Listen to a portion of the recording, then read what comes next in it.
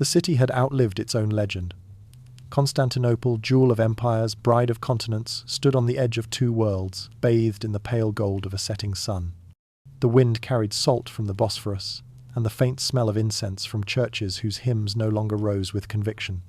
From a distance, its domes still shimmered like halos suspended in air, but up close, the marble was cracked, the mosaics fading beneath centuries of prayer and dust. The people moved through its streets like ghosts pretending to be alive, speaking softly, as though loud voices might disturb the fragile illusion that the city remained eternal. For 1,000 years, these walls had held back armies and time alike. They had been the skin of an empire that believed itself chosen, unbreakable. But as twilight deepened, their silence grew heavier. The stones seemed to listen more than they spoke.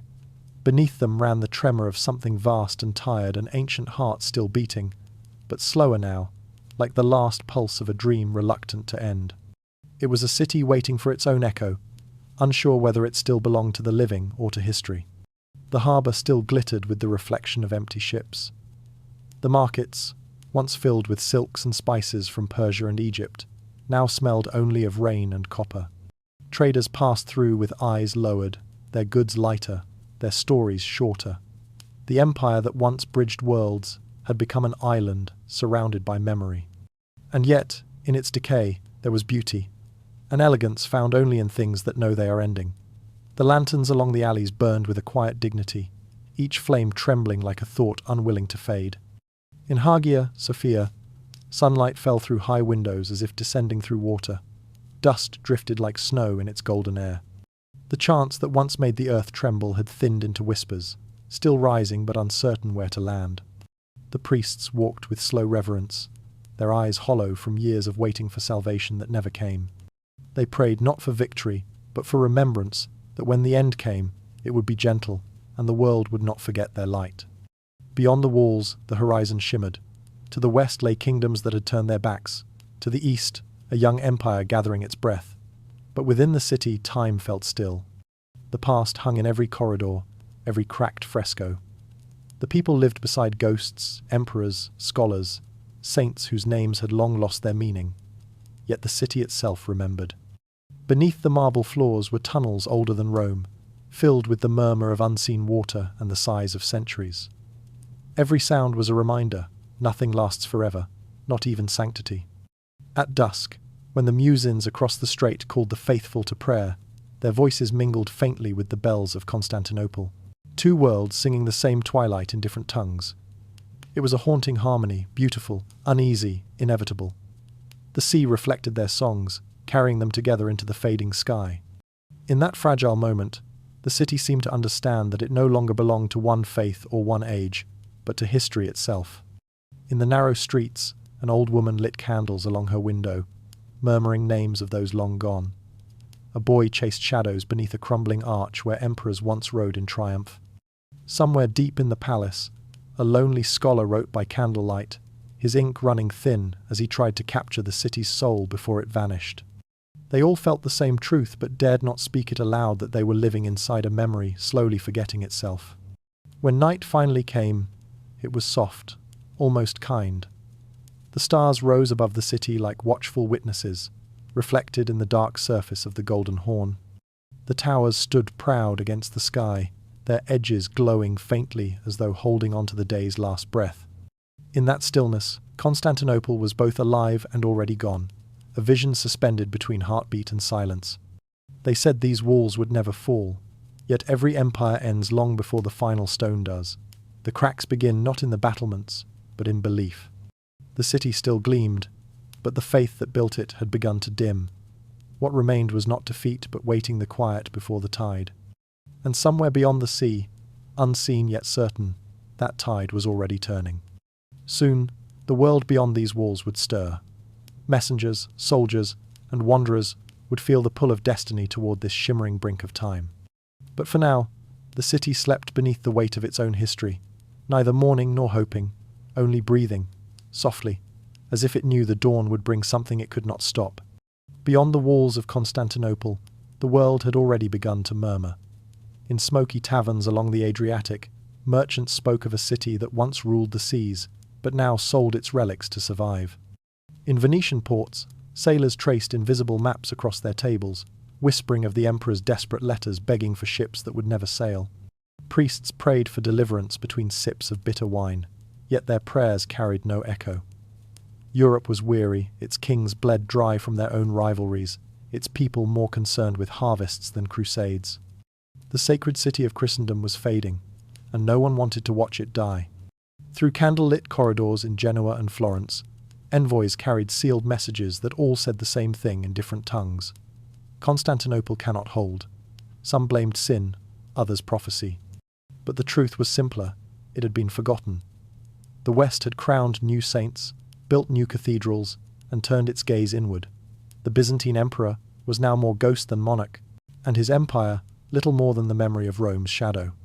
Still, letters travelled, pleas written on crumbling parchment, heavy with wax and hopelessness crossing borders that once trembled before the double-headed eagle. In monasteries from Sicily to Paris, monks copied those letters as curiosities of a dying age. They whispered the city's name like a prayer too old to be answered.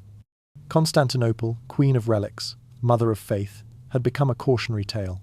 Some said God had turned his face away, others said he waited for a new hand to write his will in fire. And far to the east, one young ruler listened. Across the Bosphorus, the court of Edina stirred beneath spring winds.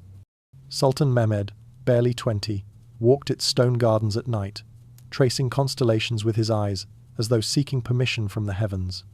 The whispers reached him too through spies disguised as traders, through letters intercepted, through the trembling of his advisors who feared the old prophecy, that one day, a conqueror would take the city and unite the world beneath a single crescent and crown. Mehmed did not fear the prophecy. He believed he was it. Yet the Sultan's court was not united. Old generals doubted him. They had seen too many campaigns fail against those immortal walls. But Mehmed studied the city differently. He did not see marble and faith, he saw geometry, terrain, hunger. He pored over maps by candlelight, measuring distances, noting weak gates and water lines, the forgotten corners where centuries of peace had softened vigilance. To him, Constantinople was not an enemy. It was an inheritance waiting to be claimed. In the quiet of his chambers, he read of Alexander and Caesar, of Rome and Troy. He saw his name written beside theirs, unfinished. His teachers, frightened by his intensity, reminded him that many had tried and failed. Mehmed only smiled. Then history has been patient, he said. Outside, the muezzins called for prayer, their voices echoing across the plains like the pulse of an empire awakening. Meanwhile, the whispers thickened across the continents. In the bazaars of Cairo and Damascus, caravans carried rumors alongside silk and spice. The city that once ruled empires could no longer feed its own walls. Even the holy men could feel the shift in the wind. They spoke in parables, of trees that grew too tall and forgot the roots that held them, of candles burning too long in rooms without air. Constantinople had become one of those candles, beautiful, flickering, doomed. The last Byzantine emperor, Constantine XI, sent word to every Christian throne. If the city falls, he wrote, the gates of Christendom will stand open to the east. But his words, though sincere, reached deaf ears.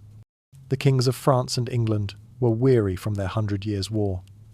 The Pope in Rome prepared his own crusade, but his coffers were thin, his attention divided. Even Venice and Genoa, once loyal to the city's trade, hesitated. They weighed profit against faith and chose silence. So the letters piled in the imperial court unanswered, parchment upon parchment, as if the empire were drowning in its own appeals. In taverns, men joked that the Byzantines prayed more than they planned. In castles, nobles murmured that perhaps the old city deserved to fall to make way for the new. They spoke carelessly, not realizing that history was listening. In Edina, Mehmed was listening too. His scouts returned, with sketches of the Theodosian walls, 3 layers thick, carved by generations who believed eternity could be built by hand. He smiled at the arrogance of it, then ordered cannons cast larger than any seen before. The engineers hesitated. The iron would crack, they said. So do empires, he replied. Yet for all his ambition, he was patient.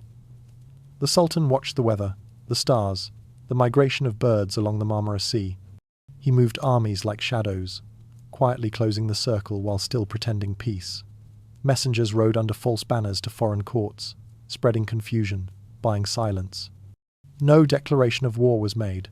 Only the whisper of inevitability spread through the air like the first scent of rain. In Constantinople, the people sensed it too. Fishermen claimed to see strange fires on the opposite shore at night, the flicker of forges working without rest. Monks reported tremors beneath the earth, as if the city itself was murmuring warnings in its sleep. Some called it imagination, others prophecy. But everyone felt the same tightening in the chest, that something unseen had already begun to move. And yet, life continued in the fragile rhythm of denial. Markets reopened, bells rang, prayers rose. The emperor appeared at the palace balcony to assure his people that the angels still guarded the city. The walls would hold, as they always had. But when the wind blew from the east, it carried the faint clang of metal from beyond the Bosphorus, a sound that made even the bravest pause. By night, the empire's scholars debated omens under flickering lamplight. Some argued that faith would save them, others whispered that faith itself had become their weakness. Still others, older and tired, said nothing at all they had seen, too many dawns that promised salvation and delivered silence. In Europe's courts, ambassadors continued to trade rumours like currency. "The Sultan is building ships inland," one said. "He is dreaming of Rome," said another. "He will fail as his fathers did," came the comfortable reply. And so the continent turned over in its sleep, unaware that history was already standing beside its bed, waiting. The world pretended not to see the empire dying. But one young ruler listened to its final breath and prepared to catch it. In the east, the forges burned brighter. In the west, the prayers grew softer. Between them, Constantinople lingered like a sigh between centuries, neither alive nor dead, shimmering with the last light of an age that did not know it had already ended. Soon, the whispers would turn to thunder. But for now, the world held its breath, and the city, ancient and weary, kept dreaming of salvation. He was born into a world already divided. A boy standing between centuries, cradled by prophecy and empire. Mehmed was not yet a conqueror, not even a ruler, but already the weight of destiny rested on his shoulders. The son of Murad II, heir to a throne both revered and cursed, he grew up in the silent corridors of Edirne's palace, where every echo carried the ghosts of empires past.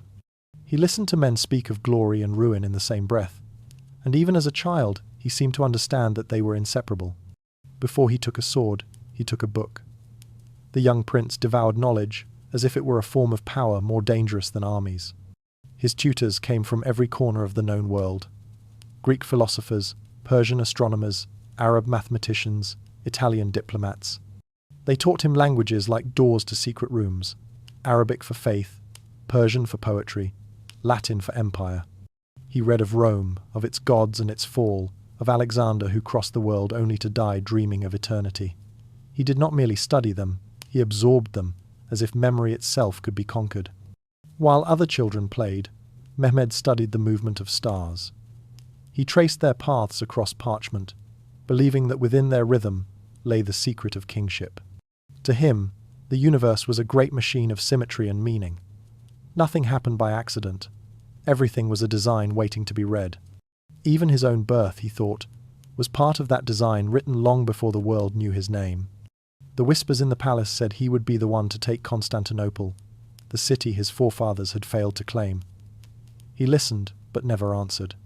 Destiny, he believed, should not be spoken of too loudly. His father, Murad, was a man of restraint, a soldier weary of both blood and throne. He saw in his son a mind too restless for peace. When Mehmed was still a teenager, Murad briefly abdicated, leaving him the throne. The empire trembled at the idea of a boy sultan, but Mehmed treated the moment not as a gift, but as a rehearsal. He studied the machinery of power from within, learning how men obeyed not authority, but confidence. He discovered that an empire was not held by walls or weapons, but by the belief that it could not fall. When his father returned to power, Mehmed stepped aside without resistance, but something in him had changed. He had tasted command, and it never left his tongue. In the quiet years that followed, he became more withdrawn, more deliberate. He surrounded himself with books, maps, and silence. He preferred the company of scholars to soldiers, poets to viziers. Yet even they sensed that behind his calm curiosity was something burning. He spoke often of Alexander, whose empire died young, and of Caesar, who crossed the Rubicon knowing it would end him. They sought eternity through conquest, he once said, but they found it only in death. I will not make their mistake. What he meant was unclear. Some thought he dreamed of an empire that would outlast death itself, not through territory, but through transformation. He studied architecture as others studied war, sketching designs of bridges and fortresses that joined continents. To Mehmed, walls were not just barriers. They were the bones of civilization, the shape of destiny made visible. In his notebooks, he drew the outlines of a new Rome, a city not inherited, but earned. Yet, for all his learning, he was not gentle. He had the temper of his ancestors, sudden and absolute. He demanded precision in everything, in speech, in ceremony, in faith. When his tutors hesitated, he corrected them. When his generals doubted him, he remembered their names. Even as a boy, he inspired both admiration and unease. There was something uncanny in his composure, as if he were always listening to a voice no one else could hear. At night, he would walk alone through the gardens of the palace, beneath the whispering cypress trees. The servants said he spoke to the stars, though none dared listen closely. He often stood by the river, watching the reflection of Idaean's domes ripple in the water. One day, he murmured to a guard, "The world will see its reflection in me." The guard did not know what he meant, and Mehmed did not explain. He learned to play the long game. When his father went to war, Mehmed studied the empire's borders, how they expanded and how they bled. He questioned why men fought for land they could never hold. Because, one general told him, it is better to lose what you've taken than to never take at all. Mehmed smiled faintly. Better, he replied, to take what cannot be lost. He began to view history as a pattern of repetition, empires rising and falling like the tides, each believing itself eternal, each devoured by its own illusion. Yet he wondered, what if someone learned the rhythm well enough to escape it? Could an empire be built not on faith or fear, but on understanding? In his private writings, he referred to this vision as the circle of the world. The conqueror, he believed, was not the one who took cities, but the one who understood their purpose. Still, destiny was not kind to dreamers. When Murad died, and Mehmed ascended again to the throne, the empire's enemies saw only a scholar in royal robes. They whispered that the boy preferred ink to iron, thought to conquest. They were right, but they mistook thought for weakness. Mehmed smiled at their underestimation. In their disbelief, he found freedom. He began quietly gathering engineers, translators, mathematicians, men who saw the world as he did, as a system to be remade. He ordered new maps drawn, not just of lands but of stars and trade routes, of rivers and beliefs. He commissioned cannons designed from the mathematics of heaven, believing that even destruction should obey beauty. His courtiers were baffled, his generals wary. Why study the stars, one asked, when the earth awaits? Mehmed's answer was soft, almost tender, because conquest begins in the heavens. He dreamed of uniting worlds that had spent centuries in opposition, east and west, sword and scripture, moon and cross. To him, Constantinople was not merely a city, it was the hinge of creation, the point where destiny turned. But he also sensed the paradox that to create his vision, he must first destroy what stood before it. He did not shrink from that truth. The boy who read by candlelight in silence was no longer just a prince. He was a mind sharpened by solitude, an heir to contradictions, faith and reason, mercy and wrath, creation and ruin. In him, the old empire saw its end, and the new one its beginning. The world beyond the palace walls could not yet hear his name as prophecy, but soon it would. When Mehmed ascended the throne a second time, the palace seemed to exhale, relieved and fearful at once. He was no longer the uncertain boy who borrowed his father's crown. He had returned as something sharper, colder, and far more deliberate. The empire he inherited was vast but frayed at the edges, an unfinished story written in too many hands. Mehmed saw himself as its final author. To his court, he was the new sultan. To himself, he was the continuation of a dream that had waited centuries to be completed. He studied his empire not from its throne, but from its map. Every river, every city, every borderline spoke to him in a language only he seemed to understand. He moved small, carved figures across the parchment, like pieces in a celestial game. Constantinople sat at the centre, not as an obstacle, but as a promise, a pulse between continents, the heart of a world divided too long. To Mehmed, the conquest was not revenge, not ambition. It was symmetry. The Ottoman crescent needed the Roman circle to close. Prophecies whispered that a ruler named Mehmed would be the one to claim the city. The scholars in his court dismissed them as superstition, but he did not. He had read too many histories to doubt the power of belief. If men could die for prophecies, they could also build empires from them. He surrounded himself with astrologers who charted the heavens, searching for signs of divine approval. One night, when a comet burned over the Bosphorus, his advisors spoke of omens of Alexander reborn, of a destiny unfolding. Mehmed said nothing, only watched the light fade into the horizon. "It moves as I will move," he murmured. But while he listened to the stars, his hands worked the earth. He summoned engineers from across Europe and the East Hungarians who could forge iron thicker than faith, Persians who could design siege engines like cathedrals of destruction. He studied their blueprints not as a ruler, but as a craftsman. When they explained the limits of their machines, he smiled. "Then build beyond them," he said. In his vision, faith and calculation were not opposites, they were the same act, seen from different angles. To his counselors, his plans seemed impossible. Constantinople had withstood every army that had ever stood before it. Its triple walls had been carved by centuries of victory. But Mehmed believed those walls belonged to a different age, a time of swords and saints, not of powder and mathematics. He called for a weapon so vast it would move like a mountain, a cannon capable of breaking the silence of history itself.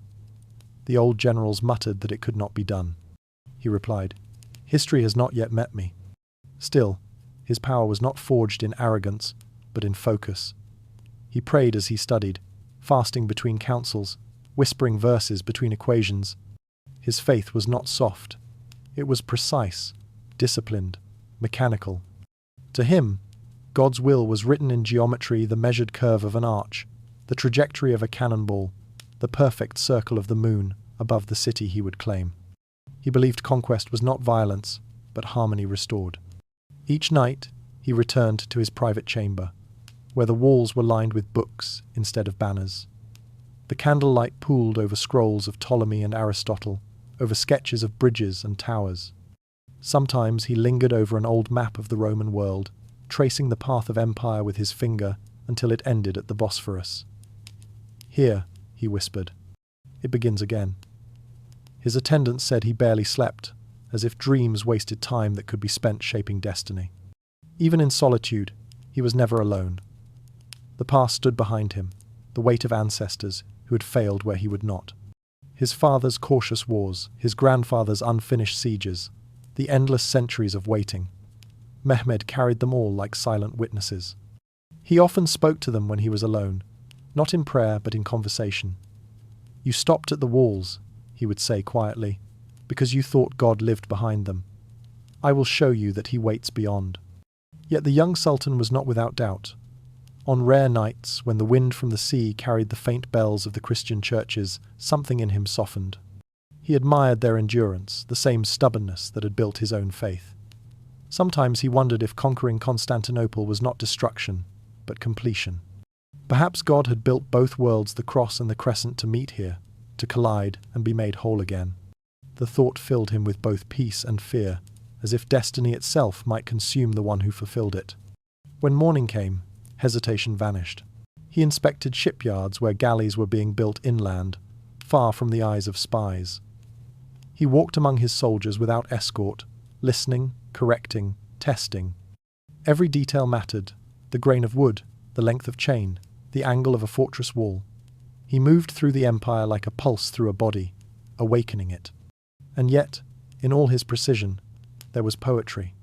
He spoke to his architects of beauty even in war, of a siege so perfect it would resemble a sunrise, the darkness preceding the light. By now, the name Constantinople no longer felt foreign on his tongue. It had become a word of destiny, heavy and sacred. He imagined standing before its gates, not as destroyer, but as heir. The city, he believed, had been waiting for him as much as he had waited for it. It was an old soul longing to be reborn, a relic yearning for the future. When he looked east toward its distant glow, he saw not stone and towers, but a reflection of his ambition, his faith, his need to leave something greater than himself. He did not see a city. He saw a mirror reflecting the empire he was meant to become. Every map, every prophecy, every heartbeat of history pointed toward that gleaming horizon. To his generals, it was a fortress. To Mehmed, it was the axis of the world, the point where heaven and earth would turn together once more. And so, beneath the steady hum of preparation, the empire held its breath. In Mehmed's chamber, maps lay spread across the table like constellations made of parchment. Candlelight flickered across their lines, illuminating the shape of a dream that had outgrown faith. The young sultan leaned over them, eyes dark and unwavering, tracing paths of conquest that gleamed like veins of fire through shadow. Outside, the first winds of spring carried the scent of iron and sea. The world was still quiet, but in that quiet, something vast had already begun to move. Spring came softly that year, but its warmth carried an unease the earth could not hide. Across the plains of Thrace, thousands of feet pressed into the awakening soil, iron-shod and unrelenting. The sound was not thunder, but something slower, an endless heartbeat made of men, hooves, and wheels. From the horizon, they looked less like an army than a moving horizon of dust, a tide of destiny advancing beneath the pale morning sky. The air trembled with rhythm, the creak of leather, the dull knock of drums, the whisper of banners unfurling to catch the wind. Every sound carried a weight older than language. These were not soldiers born of greed or vengeance. They marched as if following an unseen command, bound to a promise whispered long before their birth. They marched not to conquer, but to end a prophecy. Mehmed rode at their head, silent. He did not speak to his generals or the holy men who trailed behind him, murmuring prayers. His eyes were fixed beyond the horizon, where the invisible city waited. Each mile seemed to dissolve into thought. His soldiers saw only their destination, but the Sultan saw time itself thinning. The plains of Thrace, once fields of empire, now felt like a bridge between centuries, a crossing no one could return from. The army was a continent in motion. From Anatolia came the hardened veterans, wrapped in armor that gleamed like bone beneath the sun. From the Balkans rode horsemen draped in wolf pelts, their faces painted with the symbols of forgotten tribes. Cannons rolled on wooden carts carved from forests miles away, their weight groaning like the breath of giants. Behind them followed the humbler host, cooks, engineers, healers, traders, all swallowed by the same great movement, like stars drawn into the orbit of a single fate. At dusk, when the sun fell low and the sky turned the color of dying embers, the army camped along the riverside. Fires bloomed across the landscape like small suns, each one surrounded by murmured stories and silent awe. No one laughed. The soldiers sharpened their blades, mended their boots, prayed. Even the horses seemed subdued, snorting softly, as if sensing what their riders did not dare to say, that something greater than battle awaited them. The young sultan did not rest. He walked alone through the camp, passing rows of faces illuminated by firelight. Some looked at him with reverence, others with quiet fear. He stopped often to speak to no one, only to listen to the wind, to the faint echo of water against the riverbank, to the deep, patient hum of the earth beneath. When he closed his eyes, he could almost hear the heartbeat of the city beyond the plains, slow and unyielding. Constantinople was not just waiting, it was listening too. In the stillness of the night, the priests recited verses that turned into chants, low and steady. The sound wove through the camp like smoke.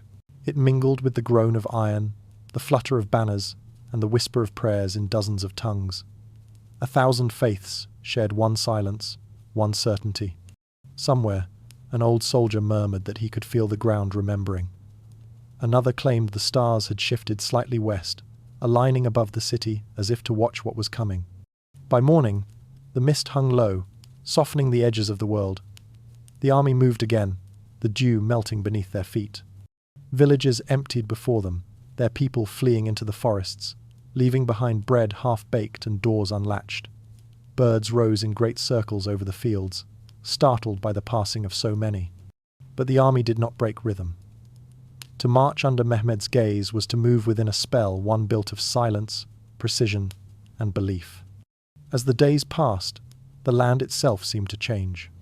Grass bent beneath the wheels of cannons, streams ran cloudy from the crossing of men, and roads that had lain forgotten since the Romans now bore the weight of destiny once more. Even nature seemed to lean toward the same conclusion. The wind blew steadily eastward, carrying with it the dust of centuries. Every sunset bled redder than the last, as though the sky rehearsed the colour of the end. There were no speeches, no cries for glory. The Sultan did not promise victory. He did not need to. His soldiers followed because something larger than courage moved them. In their hearts, they carried the certainty that history itself had already chosen its path, and they were simply walking it to its conclusion. When they sang, their voices were not fierce but solemn, like hymns for a world about to change. As the army crested the final ridge overlooking the sea, the city appeared at last. Constantinople rose in the distance like a mirage of stone and gold, its domes glinting under the weak sun. The great walls, ancient and unmoving, stretched across the horizon, a barrier between faiths, between eras, between what had been and what was coming. The soldiers fell silent. Even Mehmed paused, the wind tugging at his cloak. For a long time, no one moved. The city looked timeless, untouched by fear. But in the stillness, it seemed to breathe an old creature resting before its final test. The Bosphorus shimmered at its feet like a blade of glass, and the cries of distant gulls drifted across the water, thin and mournful. To the men standing on the ridge, it felt less like arrival and more like revelation. They were not there to destroy the city. They were there to fulfill the design the world had long ago begun to draw. The cannons would follow, the ships would come, and the air would soon tremble with the noise of ages colliding. But in that moment before the first order, before the first shot, the world seemed to hold its breath. The plains behind them were silent. The city before them glowed faintly in the haze. Radiant and doomed, Mehmed watched it with eyes neither cruel nor kind, only certain. The march had ended, but the prophecy had just begun. The palace of Blackenay no longer glittered. Its marble floors, once polished by centuries of triumph, had grown dull beneath the quiet tread of too few feet. Curtains that had witnessed coronations now hung, faded, and still. Beyond their folds, the hum of the city carried faintly, the shuffle of markets closing early, the far-off toll of church bells echoing against weary walls. Inside, Emperor Constantine XI walked alone through the corridors that once held the pulse of an empire. His footsteps were measured, soft, as though he feared to wake the ghosts that shared his home. He was the last man to wear a crown that once ruled the world, and he knew it. The knowledge did not come with bitterness, only with a kind of exhausted clarity. Each morning, he rose not as a ruler, but as a caretaker of memory. The empire was no longer a kingdom of men, but a collection of prayers held together by habit and hope. When he passed the throne room, he did not look inside. The throne itself seemed too heavy for the world that remained. By day, he met with his council a circle of old men and mercenaries, each one worn by doubt. Their maps were covered in more ink than possibility, their discussions heavy with the silence that follows truth unspoken. They spoke of reinforcements that would not come, of ships that might never sail. Constantine listened with patience, his face calm, his voice measured. But when the council dispersed and the doors closed, he lingered a moment longer, tracing the faded edges of the maps with his fingers. The parchment cracked softly beneath his touch, like the skin of an aging world. Outside, the wind swept through the broken gardens of the palace, bending the cypress trees that had once shaded emperors. From the ramparts, the city spread before him, domes and towers glimmering faintly under a grey sky. It was beautiful still, even in its frailty. The emperor often thought the city looked like a candle about to burn out, the flame small but defiant. He envied its purity. He too was burning, but he had no time to fade gently. At night, he walked the same path through the palace gardens to the small chapel near the sea. There, he prayed in silence. Not for victory, such prayers had lost meaning. He prayed instead for remembrance that when the end came, the world would know they had stood and not surrendered. The chapel walls were cold, but the candles glowed steadily, their smoke rising like threads of hope. He would kneel for hours until his knees ached and his breath turned shallow. The sea beyond the window moved restlessly, whispering a rhythm older than his crown.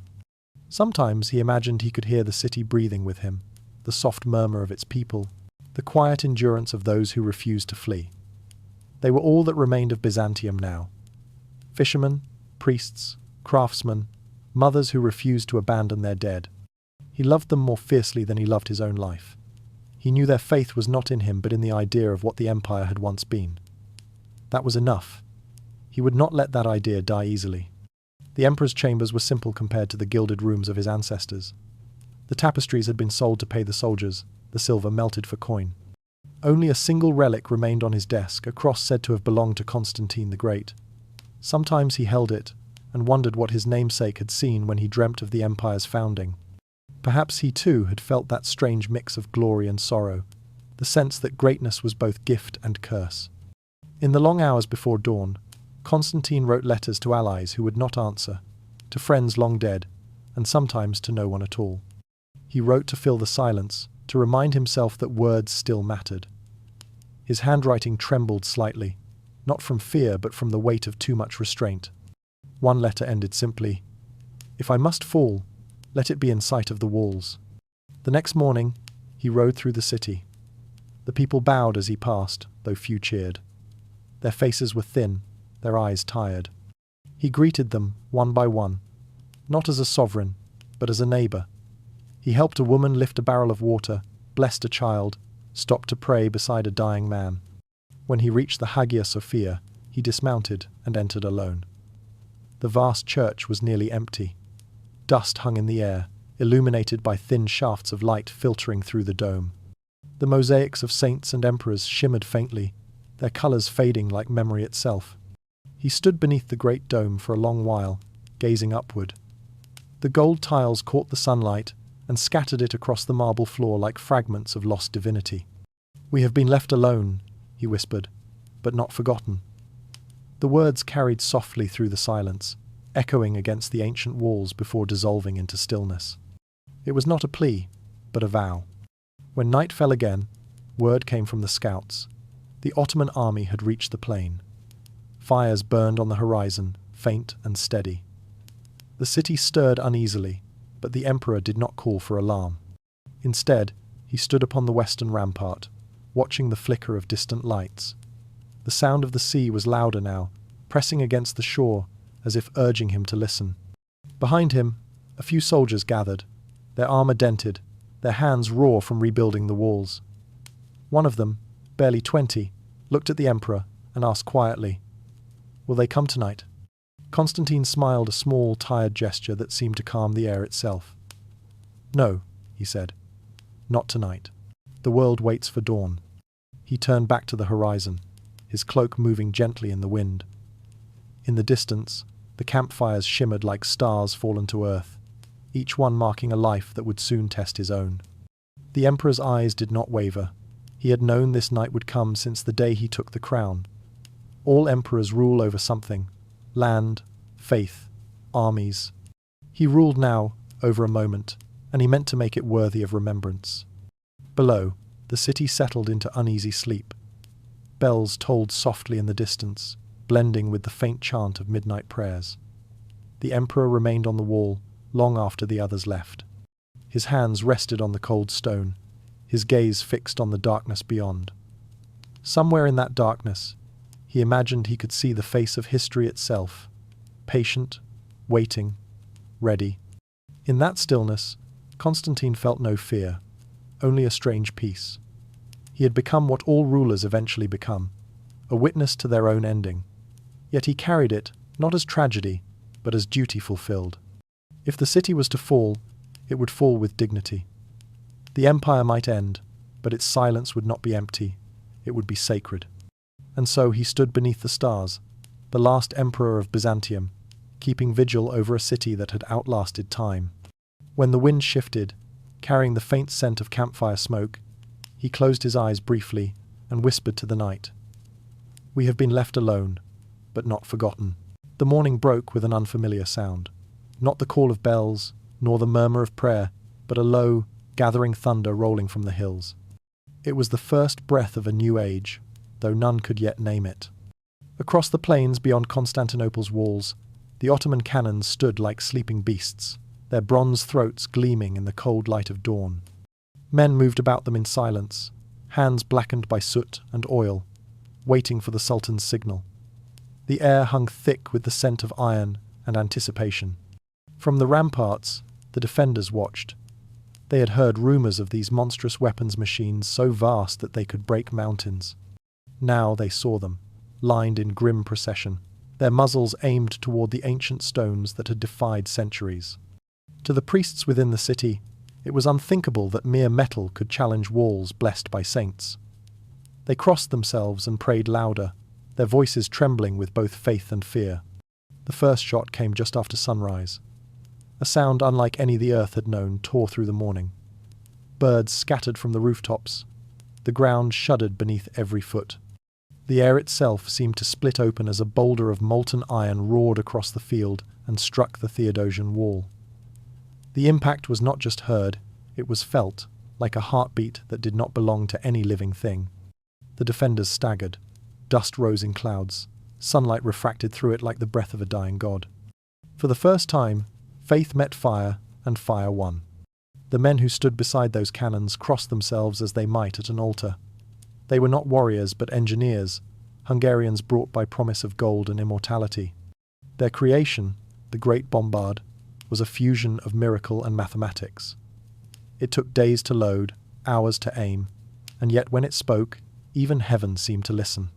Each shot was a sermon of the new world, the gospel of gunpowder, of reason over relic. Still, the city answered with faith. From the towers rose the sound of hymns, fragile but unbroken. The priests carried icons through the streets, blessing soldiers and stones alike. When the next bombardment came, the people knelt instead of fled. Smoke curled into the sky like dark incense, mingling with the golden haze of morning. Between each thunderclap of cannon fire, there was prayer, steady, rhythmic, desperate. It was a strange duet, the dialogue between the dying age of miracles and the dawning age of machinery. From his command tent, Mehmed watched in silence. The boy who had once traced constellations now studied trajectories. Every impact was a note in a symphony he alone could hear. His engineers reported cracks in the outer wall, small but growing. He nodded, saying nothing. This was not war, it was arithmetic. The earth itself was learning a new equation, and every explosion was proof that faith could be measured in the weight of iron. Yet there was reverence in the destruction. Even Mehmed felt it. Each time the cannons fired, he bowed his head slightly, as if saluting the passing of an era. His generals whispered that the city's walls were too strong, that it might take months to break them. But the Sultan understood what they did not. He was not just breaking stone. He was breaking the idea that stone could protect a civilization. Inside the city, Emperor Constantine stood on the ramparts as the dust settled. He did not flinch. His cloak was streaked with powder, his crown dented by debris. Around him, soldiers crossed themselves again and again, whispering the names of saints like spells. The emperor lifted his gaze toward the rising smoke and whispered a single prayer not for victory, but for memory. The world he knew was turning, and all he could do was stand in its shadow. Below, the streets filled with echoes of faith. Women carried water to the wounded, monks sang beneath collapsing arches, children gathered spent cannonballs and called them omens. The city, even as it cracked, refused to bow. When night fell, torches burned along the walls, their flames flickering against broken stone. From a distance, it looked as if the city were on fire, yet still holding its shape like a soul refusing to depart the body. In the Ottoman camp, the cannons cooled in silence, their barrels glowing faintly red in the dark. The gunners slept beside them as priests once slept beside relics. Each machine had its own rhythm, its own hunger. Men whispered of them as if they were alive, spirits of metal summoned by the will of the Sultan. Some even claimed to hear them breathe when the wind shifted a deep, hollow sound like the sea trapped in bronze. Between the camps and the walls, the land lay scarred and quiet.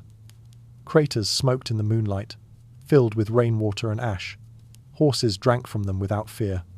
Above, the sky was pale and indifferent.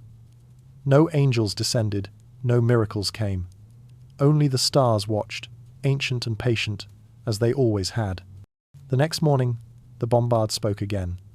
Its voice echoed through the valleys, over the sea, into the trembling bones of the city. With each blast, more stone gave way. The defenders mended the walls with rubble and hope, layering broken faith upon broken faith. When the dust cleared, they saw what remained, gaps filled with shadows, towers leaning like tired giants. Yet they did not abandon them.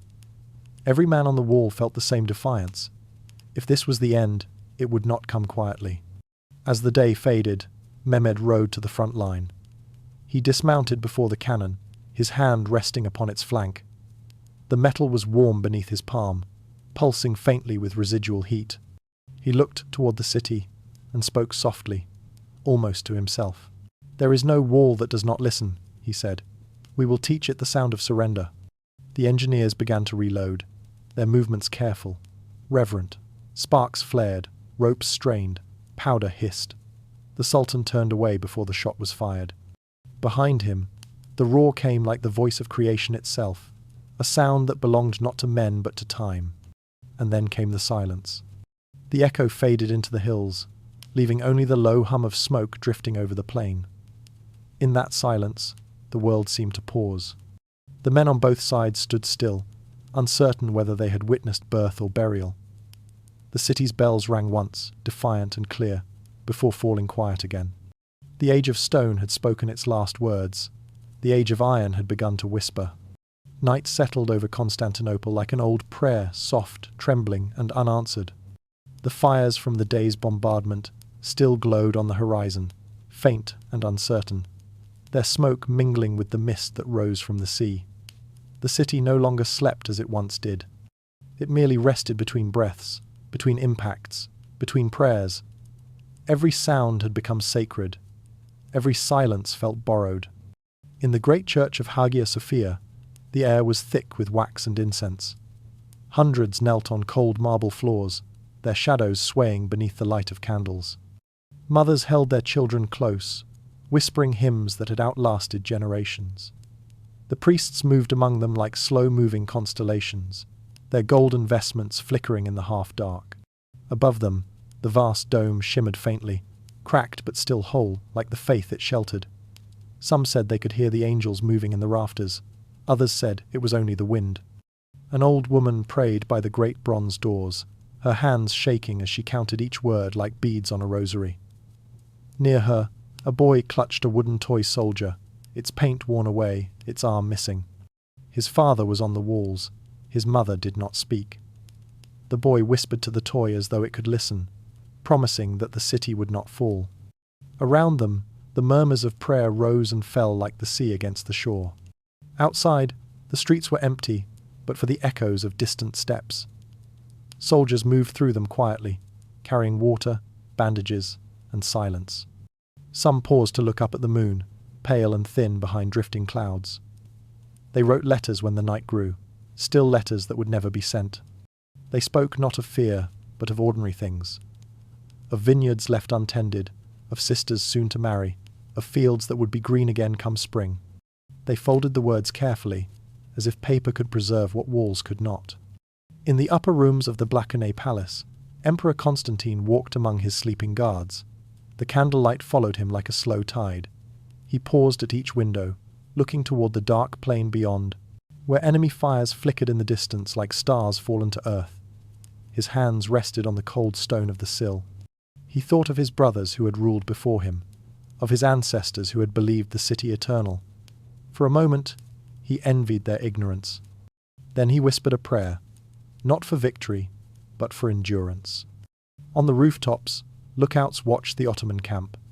They saw the silhouettes of cannons cooling in the moonlight, their barrels aimed like silent prophecies.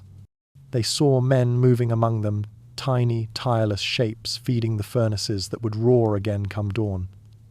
But mostly, they saw stillness, and that frightened them more than the noise. War is loud, they thought. The end of the world is quiet. In the narrow alleys near the harbour, fishermen huddled beside their boats, mending nets by torchlight. The sea smelled of salt and smoke. "Tomorrow," one said, "the water will be red."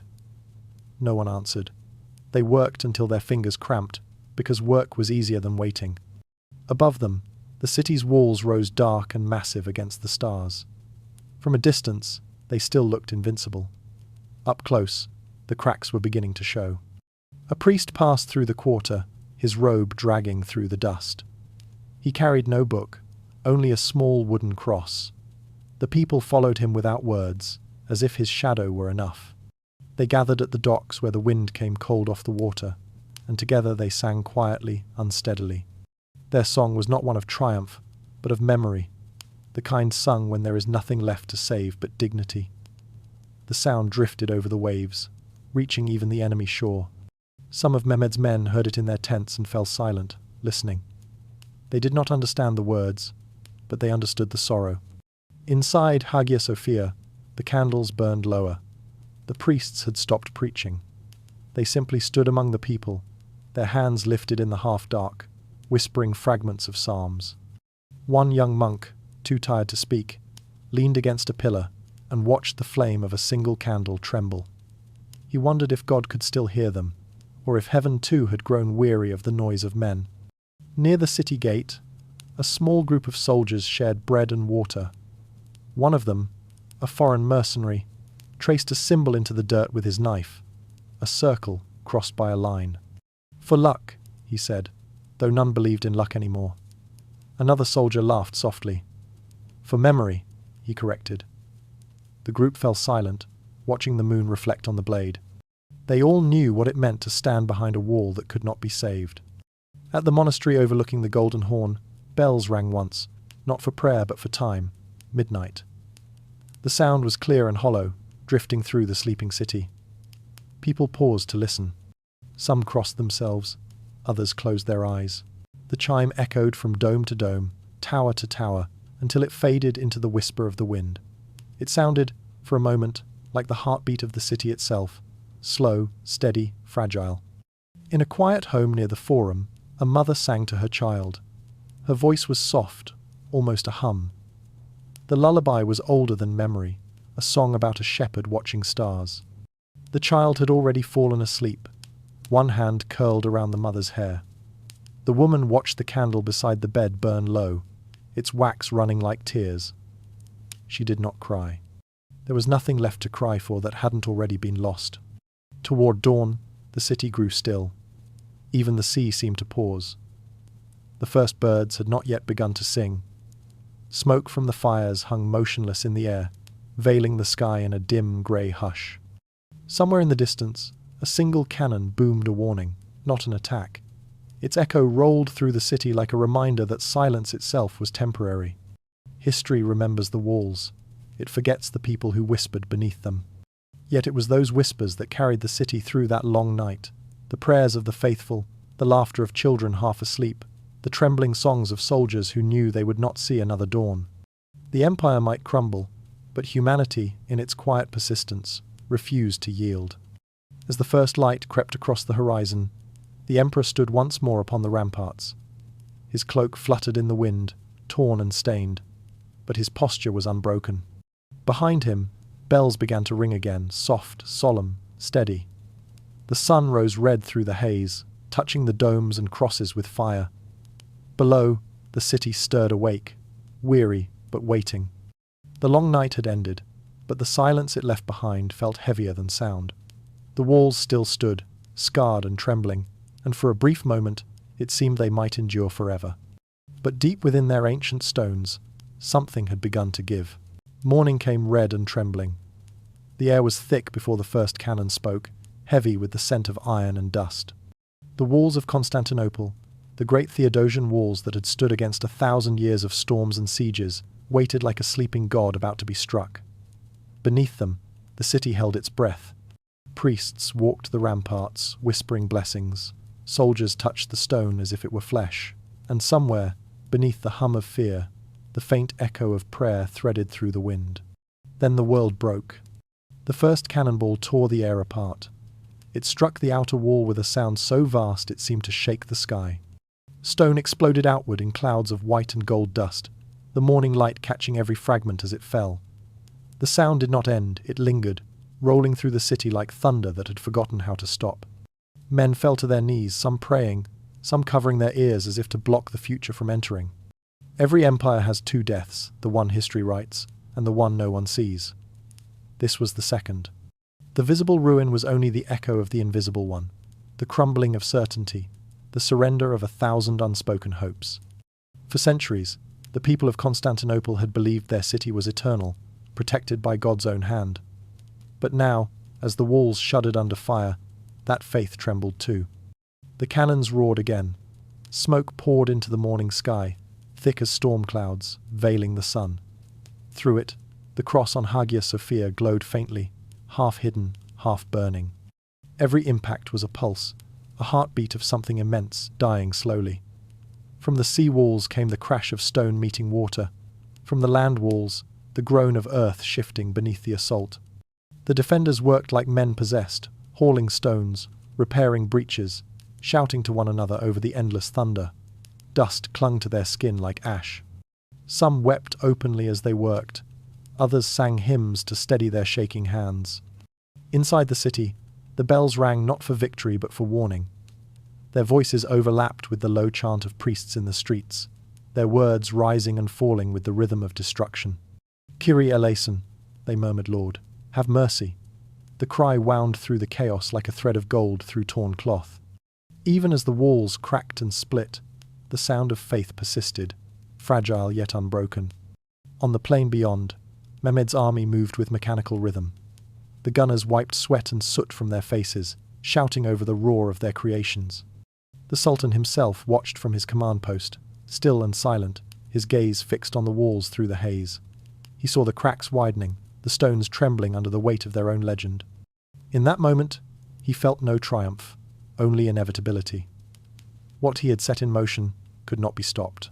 The age of faith was yielding to the age of fire, and he was merely the instrument.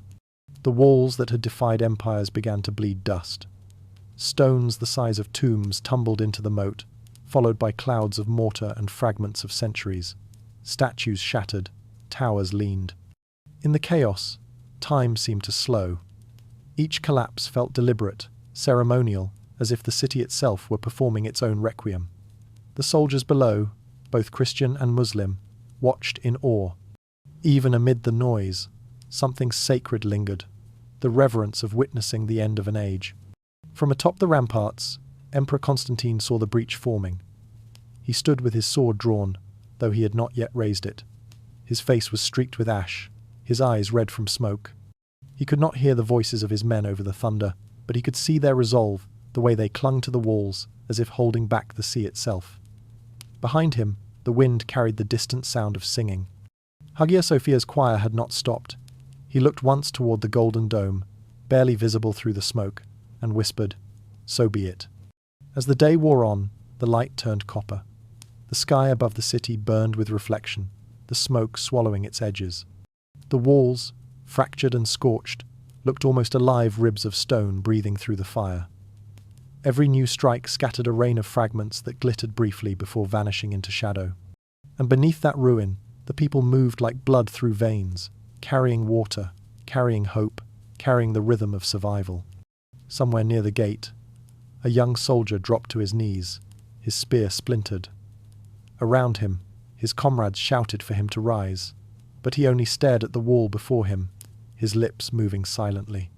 When he finally stood, he pressed his hand to the cracked stone and felt it vibrate a slow, deep hum that seemed to come from the earth itself. It was not the sound of defeat. It was the sound of change. The cannons fired again. One of the great towers shuddered, its foundations split. The top crumbled, stones falling in slow, graceful arcs before vanishing in the smoke below. The noise rolled through the city like a storm breaking its own heart. For a moment, everyone, attacker and defender alike, paused. Even the wind seemed to still, as if in mourning. Then came the fire. Sparks from the cannon's breath caught on the tattered banners hanging from the battlements. Flames raced along them, devouring symbols of faith and power alike. Crosses and crescents burned side by side in the same light. The air filled with the scent of oil and salt, of burning cloth and sea wind. In Hagia Sophia, the candles guttered as the shock waves reached the city's heart. Dust drifted down from the dome like pale snow, settling on the bowed heads of those still praying. A child began to cry, but his mother hushed him gently. Pressing his face against her robe, the priest at the altar raised his hands and whispered, "If this is the end, let it be seen." His voice trembled, but his eyes did not close. By dusk, the bombardment ceased. The last echoes faded into the sea. The city lay still, wrapped in a shroud of smoke and silence. The setting sun turned the haze to gold, and for a brief moment, the ruin glowed as if transfigured. The walls, though wounded, still stood. They seemed to breathe in the dying light, exhausted, trembling, but unbroken. Constantine walked the ramparts once more. Around him, soldiers slumped against the stone, too tired to speak. He touched the wall gently, as one might touch the forehead of a dying friend. The surface was warm, trembling faintly from the force of the day. He bowed his head and whispered, "You have done all that was asked of you." The sky darkened slowly, and the first stars appeared above the drifting smoke.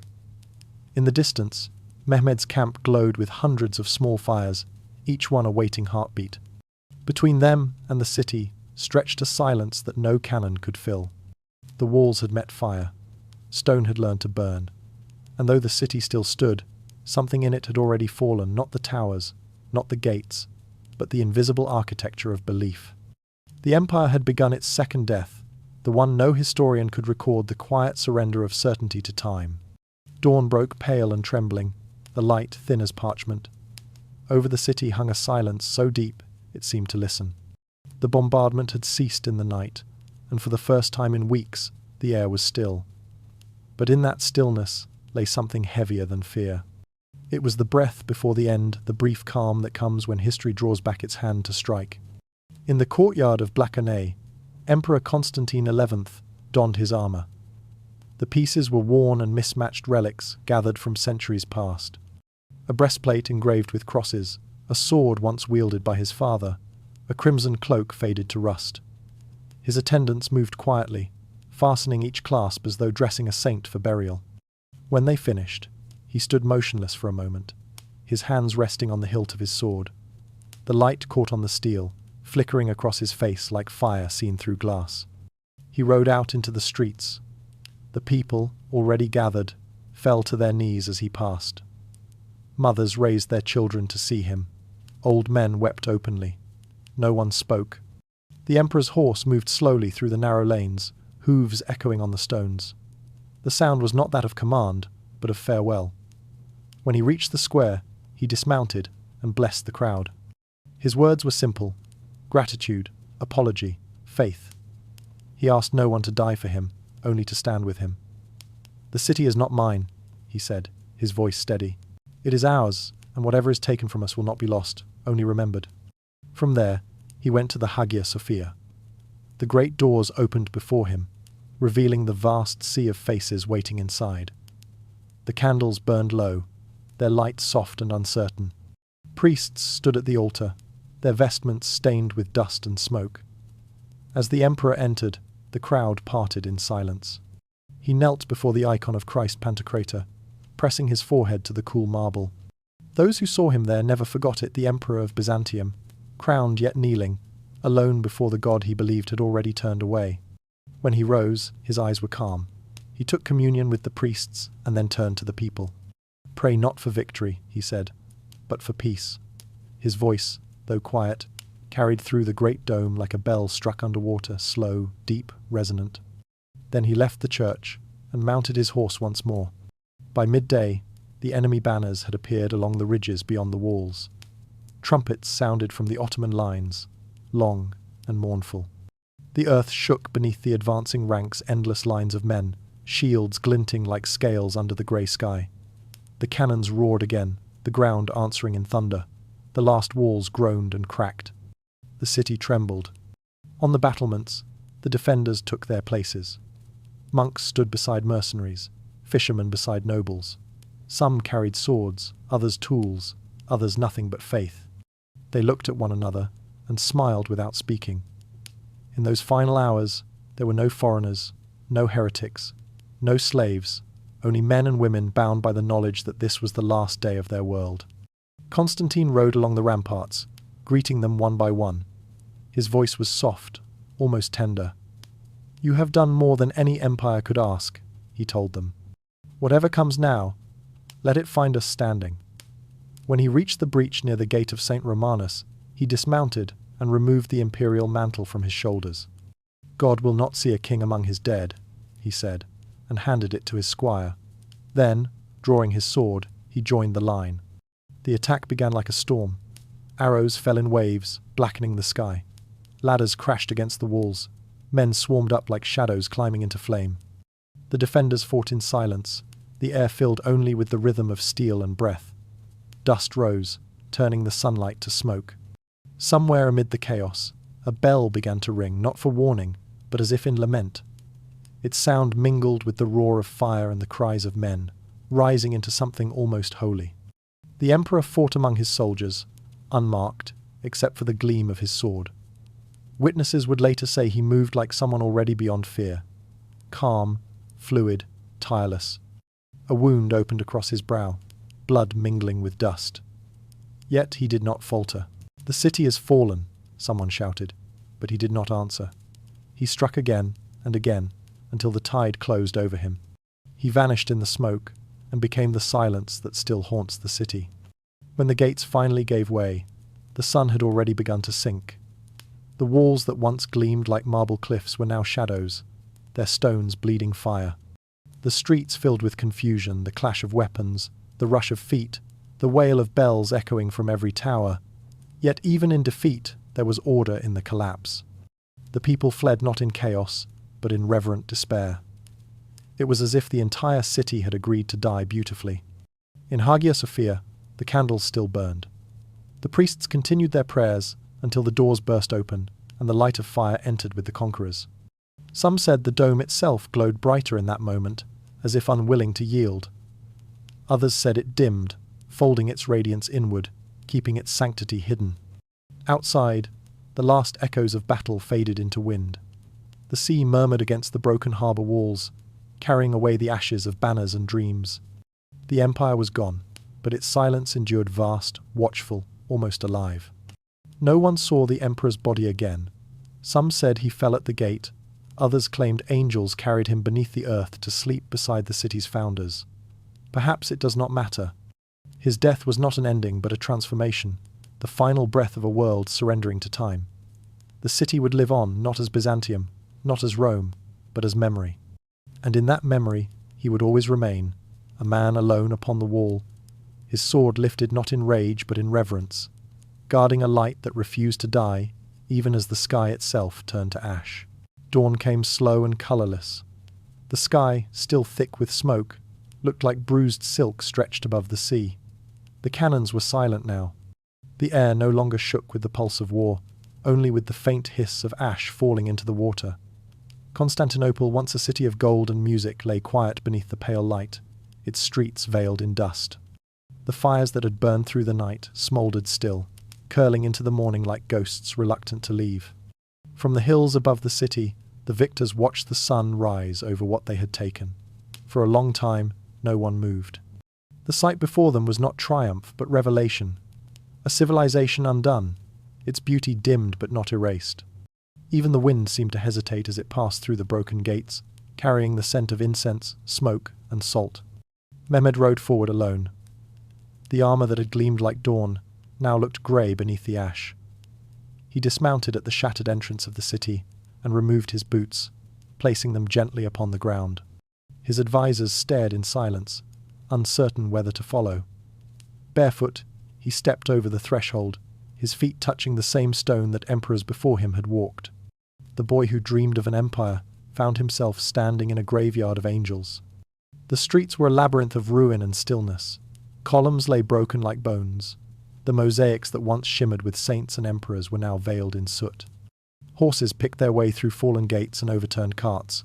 A cat slipped between the legs of soldiers and disappeared into shadow. Above, the domes of churches caught the morning light, their crosses bent but still glinting faintly through the haze. Mehmed moved through the silence without speaking.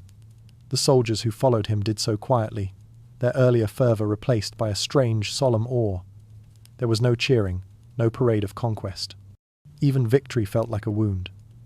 The Sultan's eyes lingered on the faces of the dead, Byzantine and Ottoman alike lying together in the same dust.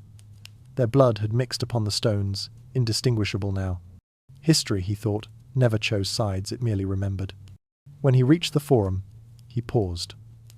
The great bronze statue of Justinian still stood amid the wreckage, the emperor's arm raised toward the east, as if commanding eternity to halt. Its shadow fell across Mehmed's face, and for a moment he imagined the two of them conversing in silence, the founder and the finisher, one giving what the other had begun. He bowed his head slightly, not in mockery, but in recognition. From the distance came the faint tolling of a bell, the last one still hanging in the city. It rang unevenly, swaying in the wind like a heartbeat fading into stillness. Mehmed turned toward the sound and followed it through the winding streets until he reached Hagia Sophia. The great doors stood ajar. Smoke drifted from within, mingling with the smell of candle wax and charred wood. The marble steps were blackened by fire and footprints. As he entered, light from the broken dome streamed in through the smoke, falling in shafts upon the marble floor. Dust and ash floated in the air like drifting snow. The vast silence inside was almost holy. Bodies of the faithful lay near the altar, men who had prayed instead of fleeing. Their hands were still clasped together, their faces peaceful. The icons above them were cracked but not shattered. Their painted eyes, though dulled by soot, seemed to look upon the Conqueror with calm indifference. The Sultan removed his helmet and stood still. The echoes of battle seemed to withdraw, leaving only breath, light, and memory. He whispered softly, not to his soldiers, not to God, but to the city itself. "Now you are mine." His voice was almost tender, a confession rather than a claim. The words drifted upward and were lost in the vastness of the dome. Behind him, his generals entered. One of them began to speak a suggestion for rebuilding, a reminder of spoils, but Mehmed raised his hand, silencing him. He gazed at the golden mosaics, their brilliance muted by centuries of smoke and war. He saw not idols of a fallen faith, but fragments of the divine beauty that transcended belief. "Let no one harm them," he said. "They are not of men, but of time." He walked slowly through the nave, his footsteps echoing against the marble. The sound was soft but steady, the rhythm of a man walking through history itself. At the altar, he knelt and pressed his palm to the cold stone. Those who watched did not understand whether it was reverence or victory, prayer or possession. Perhaps even he did not know. Outside, the soldiers began to gather the survivors.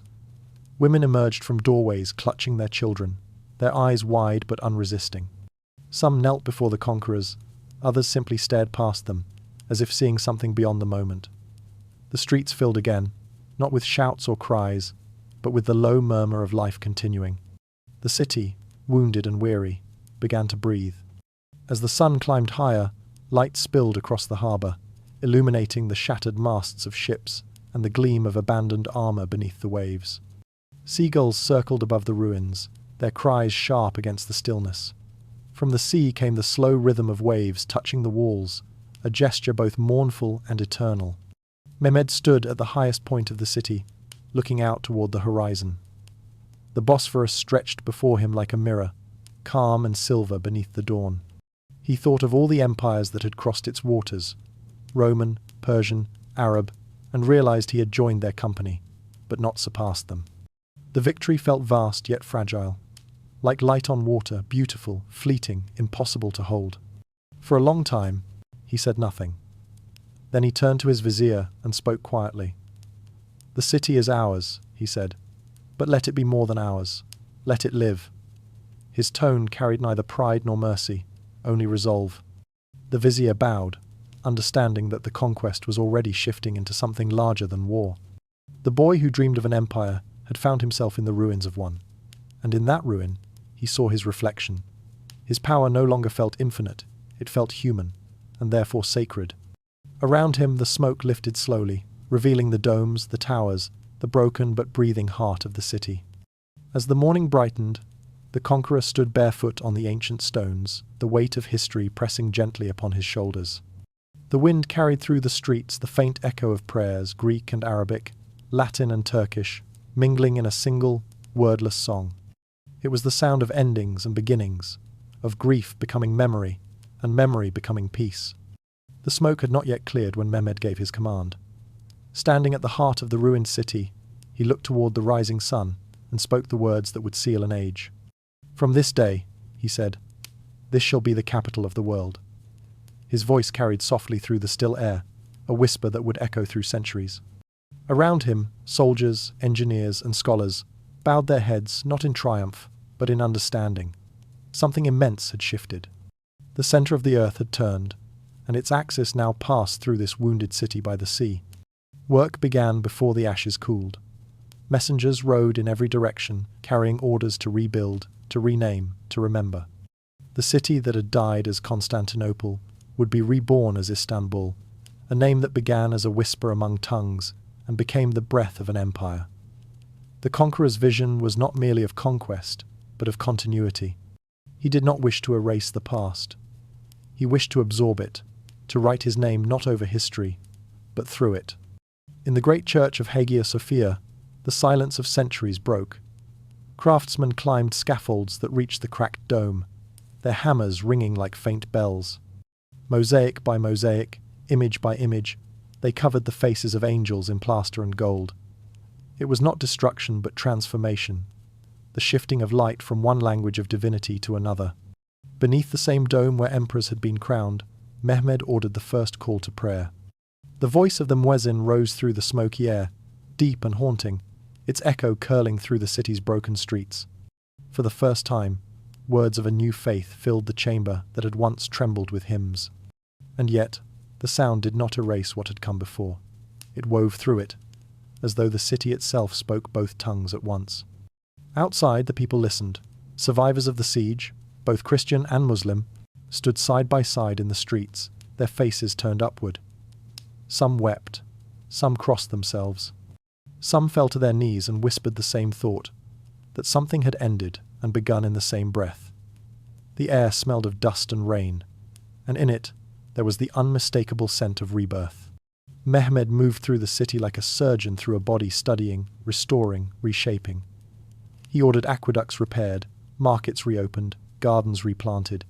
He invited artisans from Persia, scholars from Cairo, architects from the far reaches of Anatolia. To him, the city was not a prize, but a seed. "We will not live among ruins," he told his advisors. "We will build upon memory." And so, beneath his vision, the ruins began to stir. The emperor's palace was rebuilt upon the bones of the old Byzantine one. Its foundations sank into layers of empires long dead. Mehmed would walk its halls in the evenings, listening to the faint creak of new timber over ancient stone. Sometimes he paused at the open windows, looking across the Bosphorus toward Asia, watching ships glide between continents. It pleased him to think that his city sat between worlds neither east nor west, neither past nor future, but the place where all things met. He knew the power of symbols. When he entered Hagia Sophia again, days later, the scent of new paint mingled with incense. The mihrab had been set into the wall, tilting slightly toward Mecca. He touched the cold marble of the old altar, now hidden beneath cloth, and said quietly to his advisors, "Empires never die. They change their names and continue breathing through us." The transformation was not swift, nor was it gentle. The city became a living contradiction. Saints buried beneath the prayers of new believers, Latin inscriptions echoing beneath the call to worship, marble crosses replaced with crescents that glowed gold under the morning sun. Each gesture was both ending and beginning. What one faith sealed in silence, another reopened in song. What one empire had built in devotion, another continued in reverence. For the people, life slowly returned. Markets filled once more with colour, the shimmer of silks, the smell of roasted grains, the laughter of children chasing stray pigeons across the squares. Merchants from Genoa and Damascus returned, wary but curious. Scholars carried their books into new schools rising from the ruins of monasteries. The sea, which had once reflected only warships and smoke, now mirrored sails heavy with trade. In the quiet corners of the city, the sound of hammers and chisels replaced that of cannon and prayer. At night, Mehmed walked alone along the ancient walls. The wind carried the faint hum of the city rebuilding itself. Lanterns flickered on the hills, their light trembling across the water like reflections of stars. He thought of the emperors who had stood here before him, Roman, Byzantine, forgotten. He did not despise them. In truth, he envied their certainty. Yet he also understood what they could not, that the endurance of empires lies not in stone, but in adaptation. The old had not been destroyed. It had evolved. He had not conquered the city, he had joined its story. Beyond the sea, in Europe, the news of the fall spread like fire. Kings and popes mourned, poets wrote laments, and merchants recalculated their maps. But within the sorrow lay something else: motion. The scholars who fled west carried with them ancient manuscripts, rescued from the city's libraries texts that would soon ignite a renaissance. In losing its last bastion of the old world, Europe found its passage into the new, and from the ashes of Byzantium, the currents of modernity began to move. In Istanbul, the transformation continued. Minarets rose where bell towers had stood, slender and pale against the dawn. Their shadows stretched across old forums and markets, bridging past and present. The city became a mirror, reflecting two worlds at once: Rome and Mecca, cross and crescent, the memory of what was and the promise of what could be. By the time night returned, the air had cleared. The stars above the Bosphorus gleamed sharp and cold, their light reflected in the waters below. From Hagia Sophia came the sound of the final prayer of the day, low, melodic, endless. The city that had once called itself eternal now lived again under another name, its soul altered but unextinguished. Mehmed stood at his window, watching the lights of his new capital shimmer like embers refusing to die. He felt neither pride nor sorrow, only a strange peace, the peace that comes when creation and destruction finally touch hands. The boy who had once dreamed of greatness now understood what empires truly were, not monuments to power, but vessels for memory. The wind rose again, carrying across the sea the mingled echoes of faith, bells and voices, hymns and prayers woven together like the breath of a world reborn. News travels like smoke, thin, unstoppable, and shaped by the winds of fear. When word reached Europe that Constantinople had fallen, it did not arrive as simple fact, but as thunder. Messengers crossed mountains and seas bearing the same impossible sentence: the Queen of Cities was no more. In Rome, the bells rang not for celebration but for mourning. In Venice, merchants dropped their ledgers mid-entry, whispering that the world's balance had cracked. And in the candlelit courts of Europe, kings and priests looked toward the east and felt, for the first time in centuries, the chill of vulnerability. For generations, Europe had treated Byzantium as a distant relative, ancient, proud, and irrelevant. Now, its death felt like prophecy.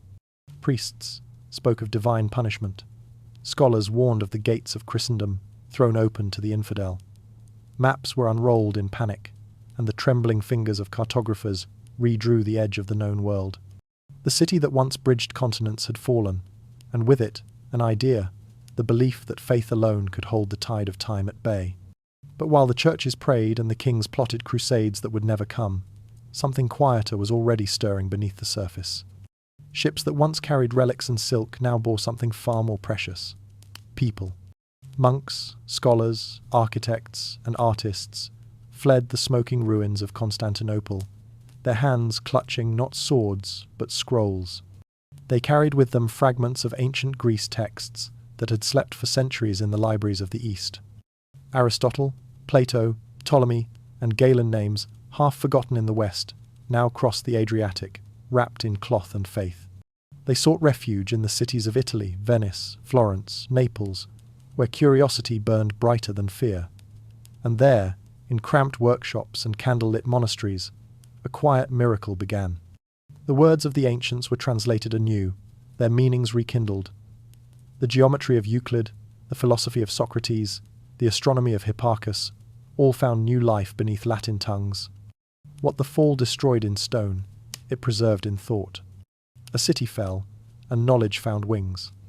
In Florence, the scholar Gemistus Plethen arrived carrying manuscripts older than kingdoms. His lectures drew crowds who came not for faith, but for understanding.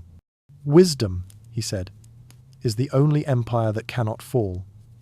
His students would later inspire artists and thinkers, men like Leonardo, Brunelleschi, and Botticelli, who saw in ancient ideas the blueprint for a new world. In their hands, mathematics became architecture, observation became art, and the human spirit, long shackled by fear of sin, began to dream again. In Venice, the presses worked without rest. The printing press, still new, still miraculous, multiplied those rediscovered voices. Books that once took years to copy by hand now filled the shelves of merchants and nobles alike. The word Renaissance did not yet exist, but its heartbeat could be heard in the scratching of quills and the turning of pages. From the ashes of Byzantium rose not an empire, but a movement, a rebirth of curiosity, of reason, of light.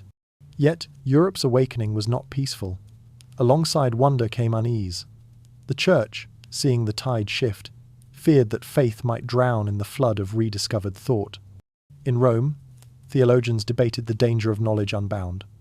In monasteries, monks burned certain manuscripts even as others preserved them. It was as though humanity, newly awake, blinked uncertainly at the dawn, unsure whether to worship or fear it. But the current could not be stopped. Artists began painting saints with human eyes and human sorrow. Architects built cathedrals that breathed, open to the sky rather than sealed against it. Poets wrote of love not as sin but as truth. The Renaissance was not born from comfort, but from collapse, from the shock of realizing that the sacred could coexist with the human. In Paris, scholars whispered that the world was larger than Scripture had described. In Prague, alchemists mixed faith with mathematics, seeking divine order in mercury and flame. In Florence, young apprentices studied anatomy under the pretense of art, their sketches capturing the perfection of the body as a reflection of the soul. The veil between heaven and earth grew thin, not through miracles, but through observation. Meanwhile, the memory of the fallen city lingered in every conversation. Travelers spoke of the Hagia Sophia, its golden dome now echoing with the call to prayer, and wondered aloud if God had changed languages. Some saw it as tragedy, others as evolution. To them, the fall of Constantinople was not the end of Christian civilization, but the beginning of a new one built not on walls, but on ideas. In the north, beyond the Alps, the ripples continued. Scholars at Oxford and Paris began corresponding with Italian humanists. They debated the nature of the soul, of government, of the cosmos itself. Slowly, the idea of the world as fixed began to dissolve. Maps stretched wider, imaginations reached farther. A generation of thinkers, raised on both faith and philosophy, started asking questions no empire could contain. Even the kings began to listen. In the courts of Portugal and Spain, tales of lost roots and hidden worlds took root. The fall of Constantinople had severed the old trade lines to the east. Spices, silks, and precious metals no longer flowed through the Bosphorus. Europe, cut off and cornered, looked to the sea. The same shock that had ended one age now pushed another toward the unknown. Soon, sails would rise where once crusades had gathered, and exploration would replace war as the language of ambition. But in those first years, before discovery and empire, there was only wonder. Painful, luminous wonder, the sense that the world was being remade, that the old gods had stepped aside to let reason and imagination share the stage. The fall of one city had opened the gates of the mind. In Florence, a painter leaned over a canvas and drew the curve of a human smile. Not divine, not perfect, but alive. In Venice, a mathematician traced the orbit of a planet and realized that the heavens obeyed law, not miracle. In Rome, a sculptor lifted a chisel to marble and saw in the uncut stone not tragedy, but possibility. Europe had awakened. The bells of its cities rang not in mourning, but in creation. And though they no longer rang for Byzantium, they rang because of it. From its ashes had come the blueprint of a future no one yet understood. The light that once gilded Constantinople's domes now burned in the minds of its exiles, and through them, the world began again. The world turned, and with it, the lines that men once trusted began to fade. The fall of Constantinople had closed the old road to the east, that winding artery through which silk, spice, and faith had flowed for 1,000 years. Merchants who once crossed Anatolia on horseback now stood at the harbours of Venice and Lisbon, staring out at the grey expanse of the Atlantic, wondering if the future had simply drifted beyond sight. Trade had been the quiet blood of empires, binding continents together with invisible threads. But now those threads had snapped. The Ottoman banners fluttering over the Bosphorus were more than a symbol of conquest. They were the seal on a door that had, for centuries, kept the world in rhythm. Europe's heart began to race faster, forced to find new routes, new ideas, new seas. The fall of one city had unbalanced the globe. In the dim chambers of Genoa and Florence, maps were unrolled, candles guttering in the wind as cartographers redrew the edges of the possible. The East was no longer accessible through the old pilgrimage roads. To reach the spices of India or the porcelain of Cathay, one would have to go around the world or through it. Somewhere, on parchment, a young mariner named Cristoforo Colombo stared at the curve of the ocean and began to imagine a shorter way to heaven. When one gate closed, humanity began to sail. The sea, once feared as a boundary, became a promise. Along the coasts of Portugal and Spain, shipyards hammered through the nights. Caravels took shape beneath the stars, their sails pale and thin as the wings of angels. Men who had never seen maps now dreamed of oceans. Those who had once prayed in cathedrals now prayed to the wind. Knowledge scattered from the east found new hands, Arabic astrolabes, Greek charts, and Persian theories of the stars, all whispering the same secret. The world was not flat nor finite, it was waiting. Every voyage that followed was a ripple from that moment in 1453. Without the fall of the city, there might have been no Columbus, no Magellan, no Vespucci. The hunger that drove them did not come from greed alone, but from dislocation, the sudden realization that the familiar had vanished, and the only way forward was outward. The blockade of Constantinople had forced the Western mind to turn its compass toward the sea. In Lisbon, Prince Henry's scholars studied the winds like scriptures. They charted invisible currents, naming them as monks once named saints. The world, they believed, could be read if only one learned its language. Their ships crept down the African coast, past deserts that shimmered like bronze under the sun. The sailors wrote of stars unfamiliar and waters that smelled of cinnamon. Every league they sailed felt like a small defiance against the loss of Constantinople, proof that no empire, not even one that held the crossroads of the world, could bind the human will forever. The age of discovery was born not from victory, but from displacement. When the old trade routes closed, the human spirit refused to stay still. What had begun as panic became wonder. What had begun as exile became expansion. The ocean, once feared as chaos, became a map of hope. In 1492, 40 years after the city's fall, a small fleet left Palos under a sky as pale as parchment. Its leader carried not just royal charters, but a dream born from a siege he had never seen. Columbus believed he could reach the east by sailing west, that the world was round enough to be folded like a prayer in his hand.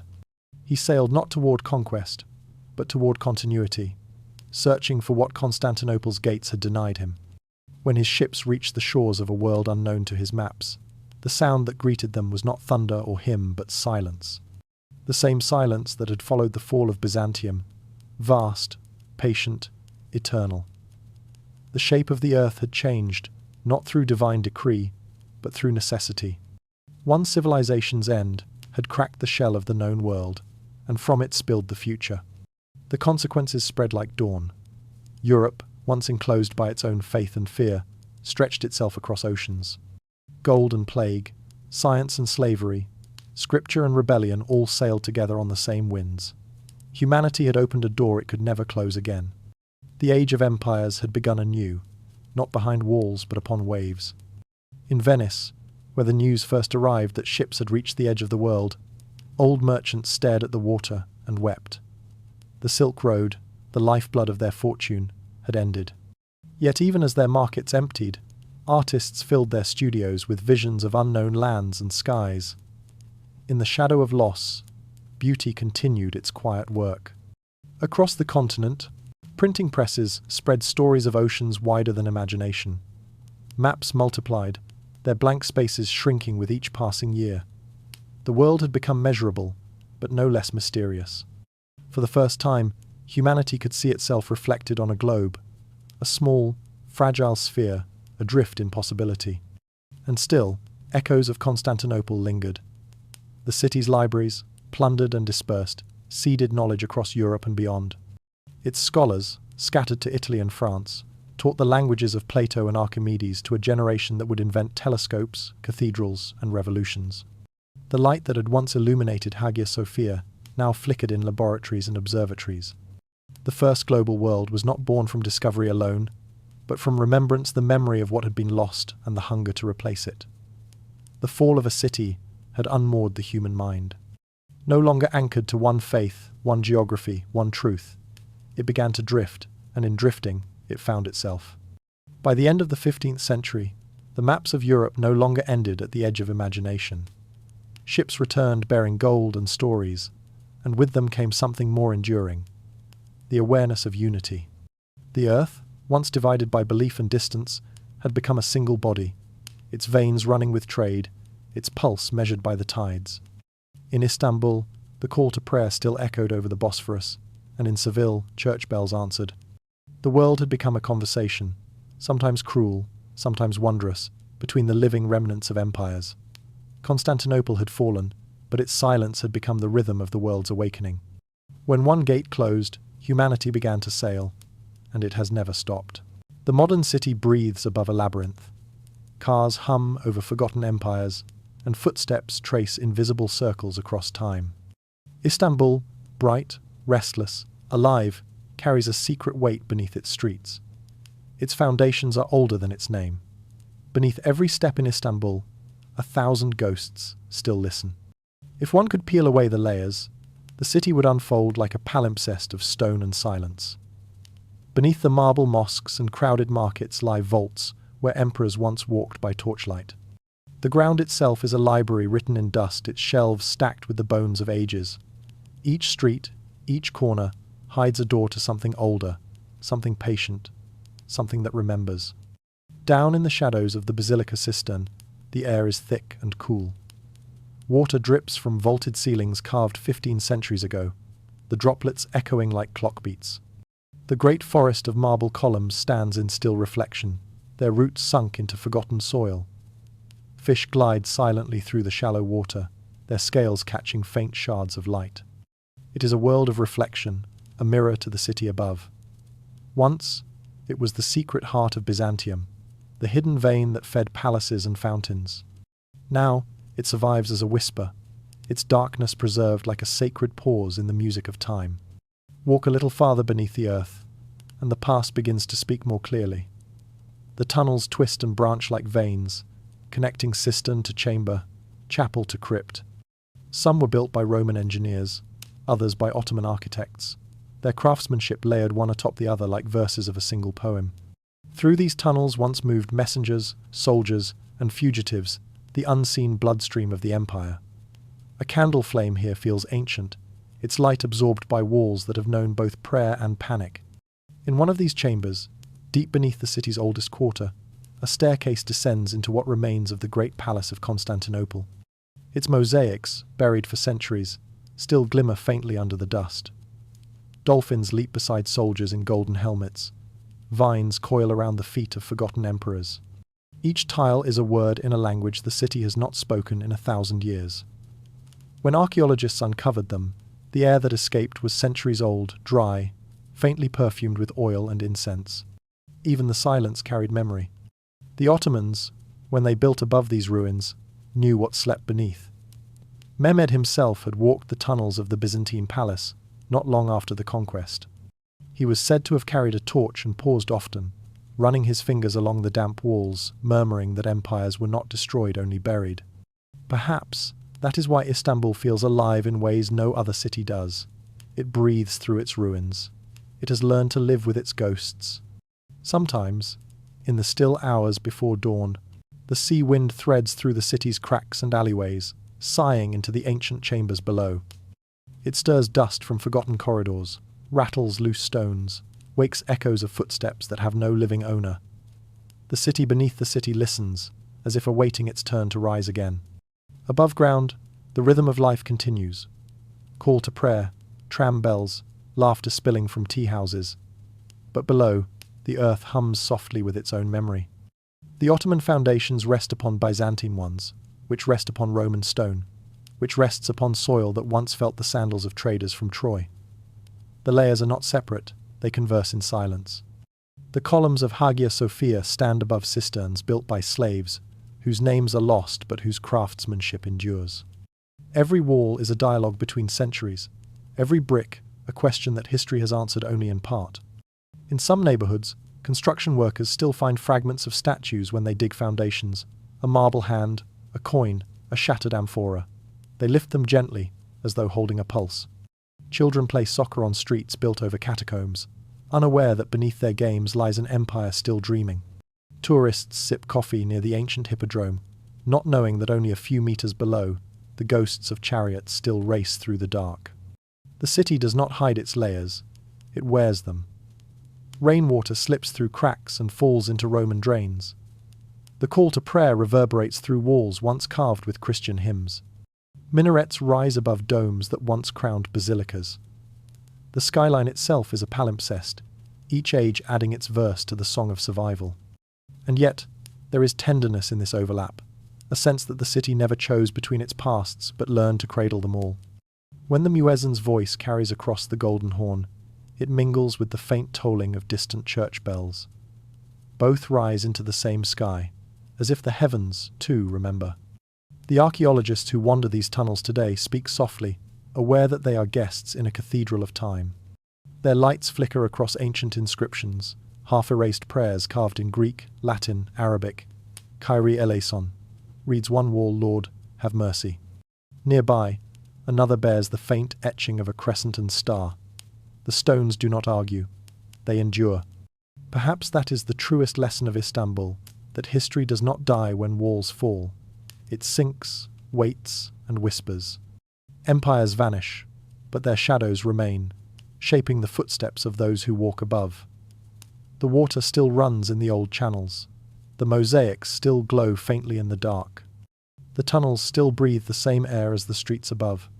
At night, when the city sleeps, the Bosphorus murmurs against its shores, and the lights of modern Istanbul shimmer like constellations reflected in the sea. But below, in the ancient chambers, another kind of light persists, the dim, eternal glow of memory. The stones remember the prayers of Byzantium and the call of Islam, the laughter of courtiers, the silence of emperors. Beneath the hum of traffic and the pulse of neon, the old world continues, unseen but alive, dreaming through the centuries. For those who listen, the city beneath the city still speaks in the drip of water, in the sigh of dust, in the steady heartbeat of time. It whispers that no civilization is ever truly lost. It only changes its depth. The city stands at the meeting of continents, where the air itself seems woven from contradictions. Its domes rise like prayers, and its minarets like echoes, each one catching the same light from the same sun. The sea divides it, yet unites it, Europe on one side, Asia on the other, each reflected in the water that forgets to choose between them. What was once divided by swords is now joined by silence. Istanbul is not a city that healed, it is a city that harmonized.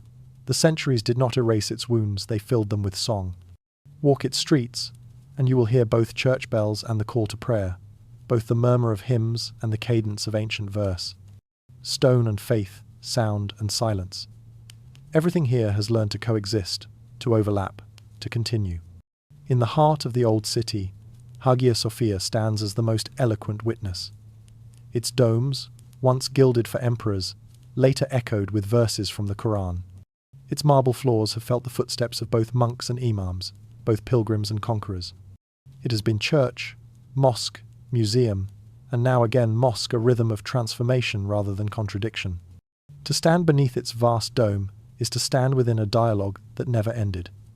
A conversation between heaven and earth, spoken in two languages, but understood as one. The architecture of Istanbul tells the same story. Byzantine arches bloom into Ottoman courtyards. The geometry of Islam embraces the grace of Rome. Mosaics shimmer beside calligraphy. Marble columns rise beside tiled minarets. Nothing was erased, only reimagined. Even the shadows of the buildings seem to agree, falling softly across one another as the day passes, as if the city itself has made peace with time. The same blending hums through the language. Turkish borrowed the rhythms of Arabic and the softness of Persian, while still carrying echoes of Greek. On the docks, sailors shout in words stitched from three empires. In the bazaars, Merchants speak in tones that remember every tongue that passed through these gates. A single conversation can hold the vocabulary of both East and West, the pulse of both prayer and poetry. The city learned, as humanity must, that language is not ownership, it is inheritance. Music, too, carries the dual heartbeat of this place.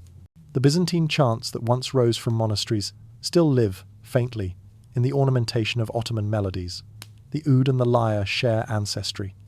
The dervishes' turning prayer mirrors the monk's contemplative chant, both seeking stillness through motion, devotion through repetition. In Istanbul's old quarters, when night falls and the air grows quiet, one might imagine those sounds still weaving through the alleys, two different prayers meeting in the same note. And the people have carried this dual legacy in their gestures, in their daily grace. Generations of bakers shaped bread in patterns that came from both Christian and Muslim kitchens. Goldsmiths carved their art with symbols borrowed from saints and sultans alike. Families crossed faiths in marriage, in friendship, in silence. Even when politics turned cruel, the streets found a way to remember gentleness. Markets reopened after wars, neighbors shared bread after earthquakes. Survival, here, was always communal. Through centuries of upheaval, one truth endured. Division never lasts. The city refused to choose one soul over another. Every empire that claimed it became part of it and was changed in turn.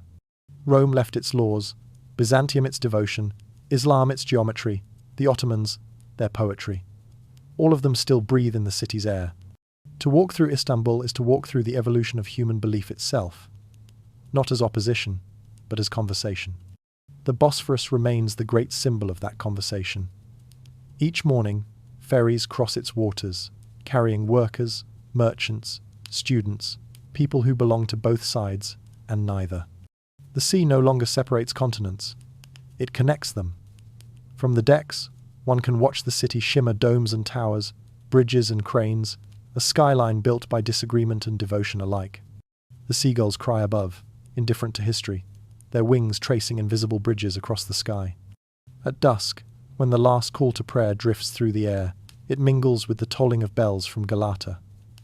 The sounds rise together, neither overpowering the other, fading gently into the hum of evening. It is then that the city feels most whole, when no one voice commands, and every silence listens. The people pause. The sea reflects gold. The world seems to exhale. Perhaps this is what empires were always meant to become, not monuments of power, but vessels of memory.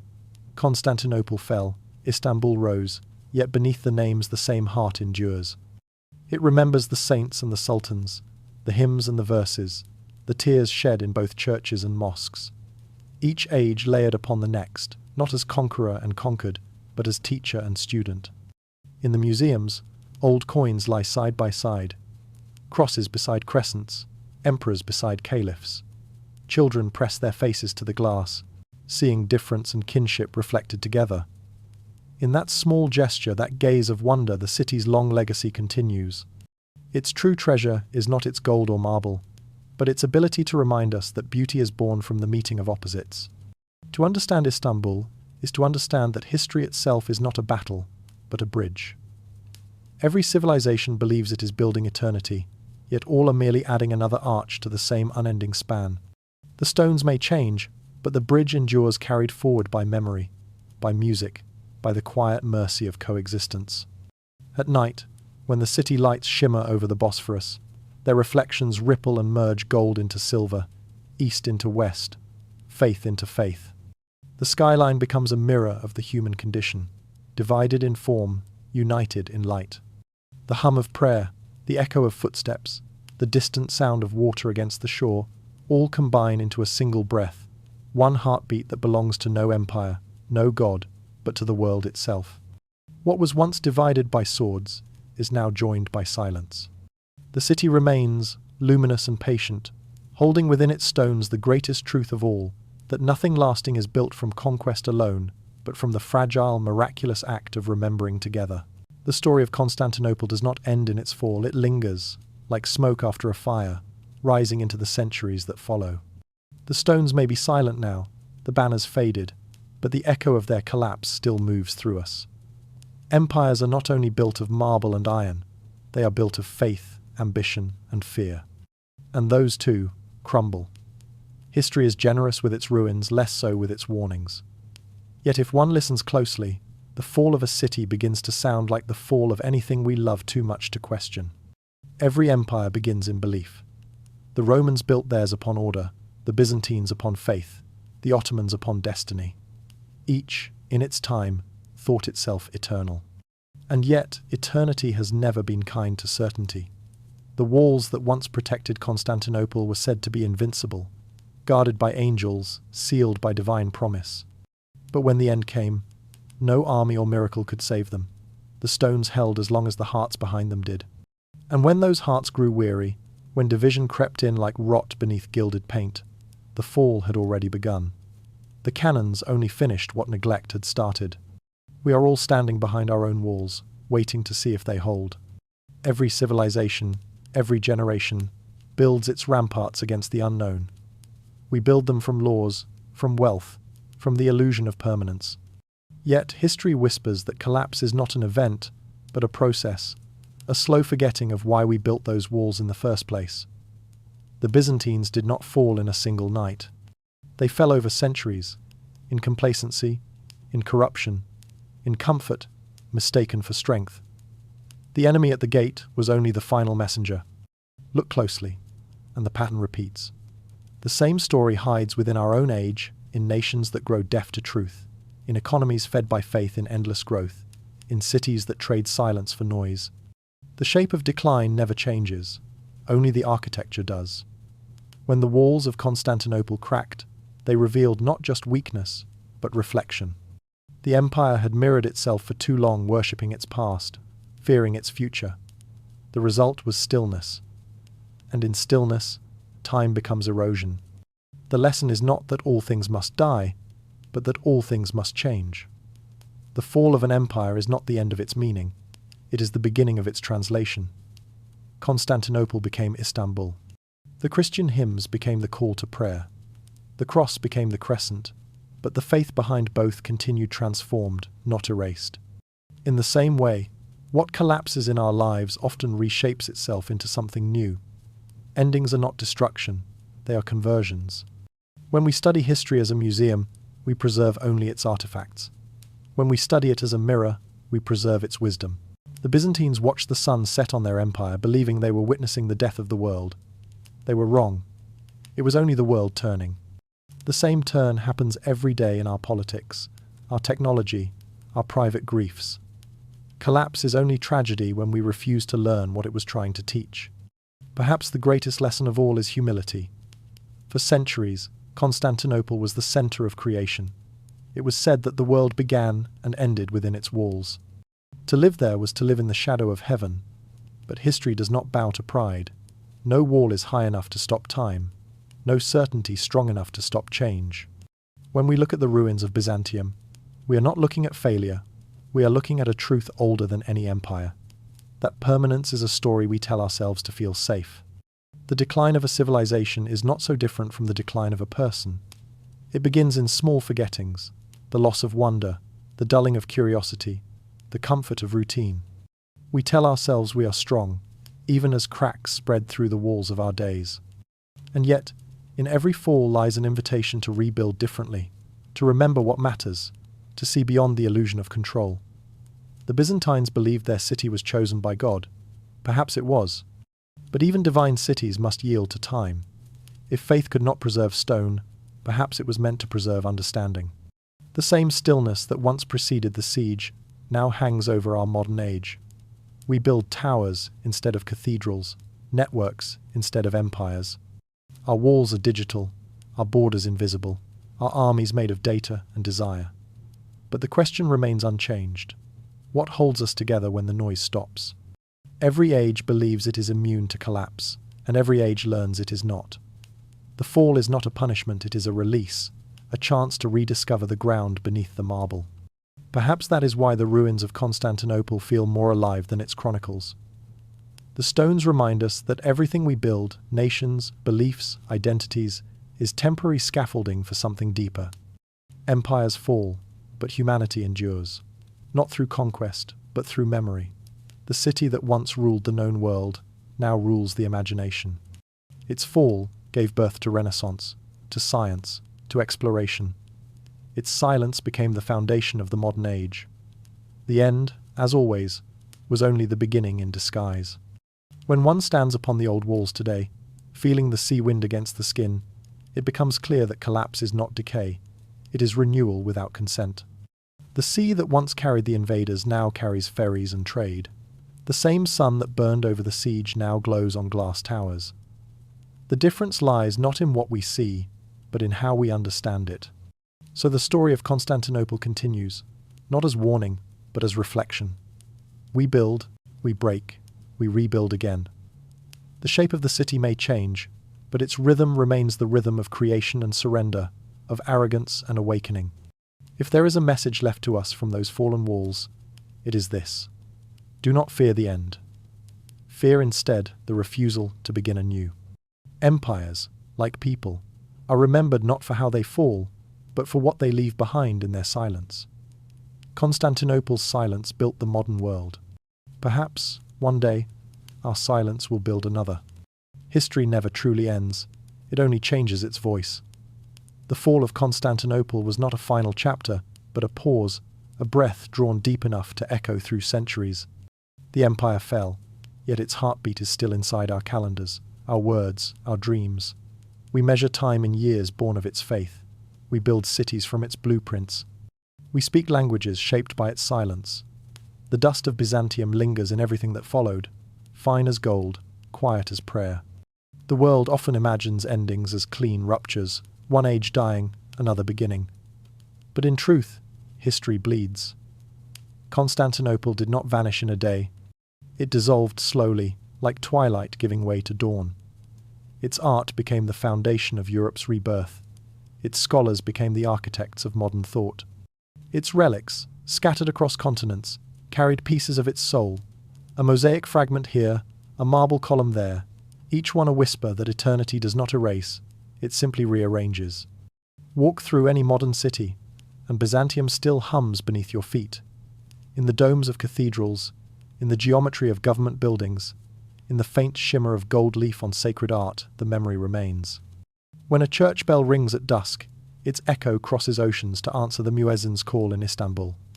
Two faiths, born of the same longing, still recite their verses to the same horizon. The empire lives in that rhythm, not in banners or borders, but in the shared human habit of looking upward. Even our maps bear its ghost. The idea of East and West, two halves of the same world in conversation and conflict, was born on the shores of the Bosphorus. The boundary still shapes us, though the empires that drew it have long turned to dust.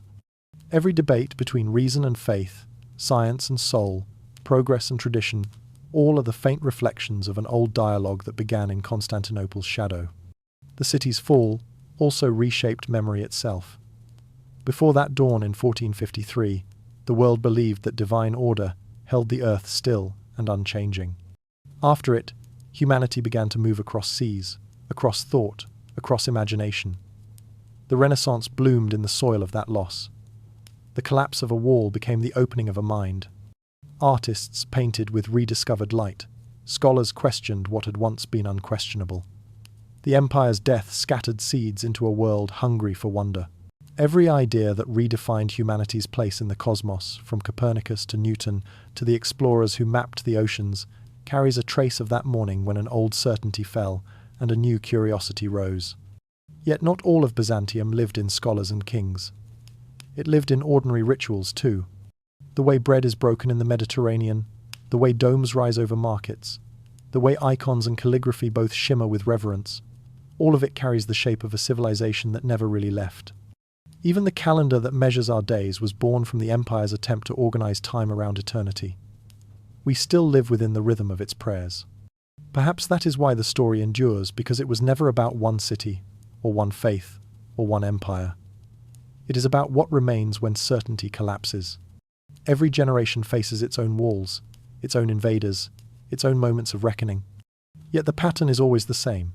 Something falls, something rises, and between them, the human spirit learns how to endure.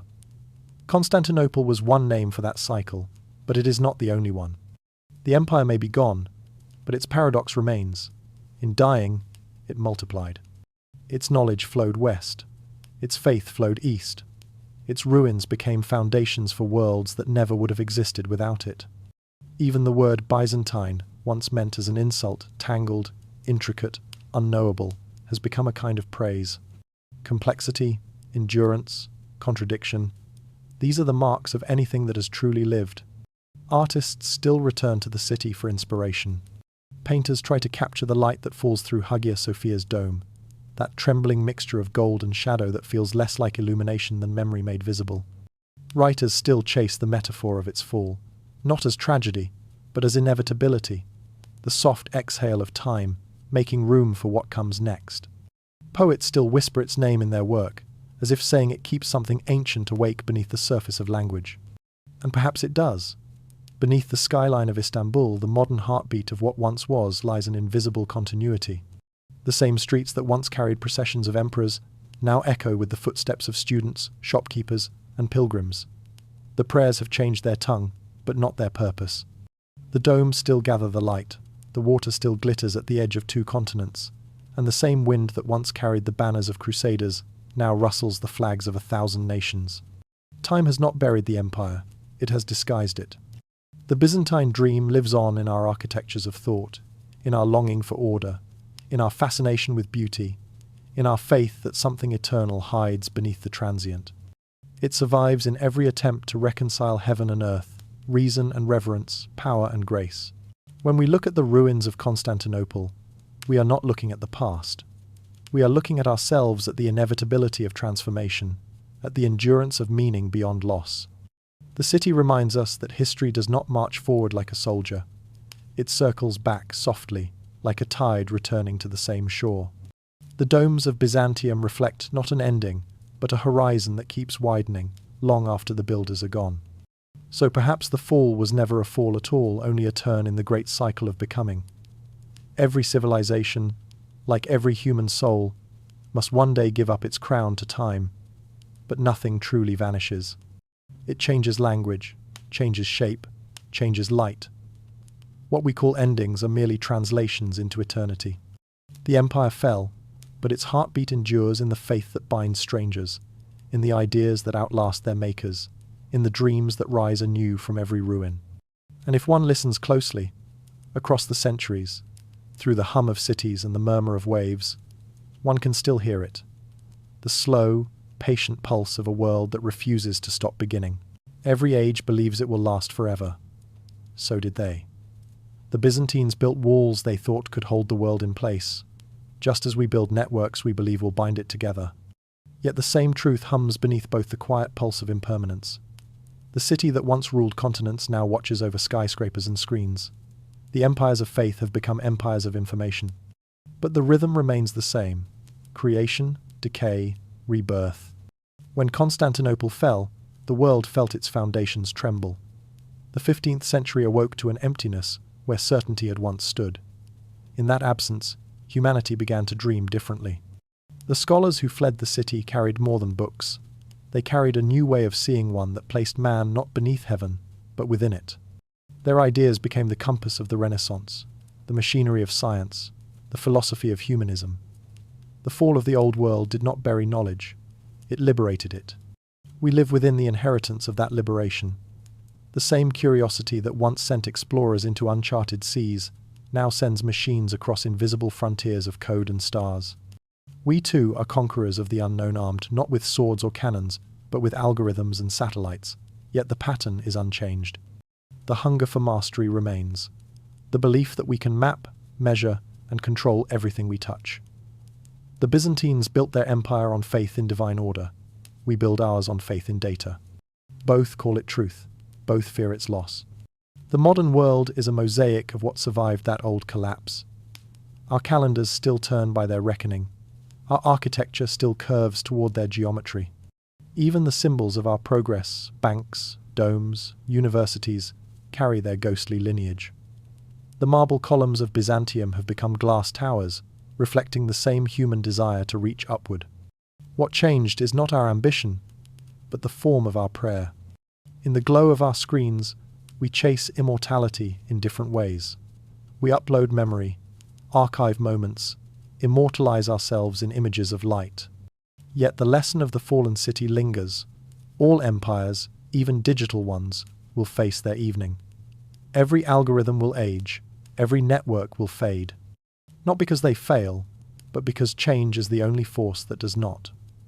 The Byzantines believed eternity could be built in stone. We believe it can be built in code. Both are dreams of permanence in a world that has none. The echo of the empire still murmurs in our imaginations. When we scroll through endless feeds of voices, each proclaiming their truth, it feels not unlike the old forums, crowded, fervent, full of faith and noise. The internet is our new Constantinople, magnificent, fragile, filled with conviction and contradiction. It unites and divides with equal power. We call it progress, but perhaps it is only the next version of an ancient story, the endless attempt to build a perfect city upon imperfect hearts. And yet, within this cycle of rising and falling, there is something sacred.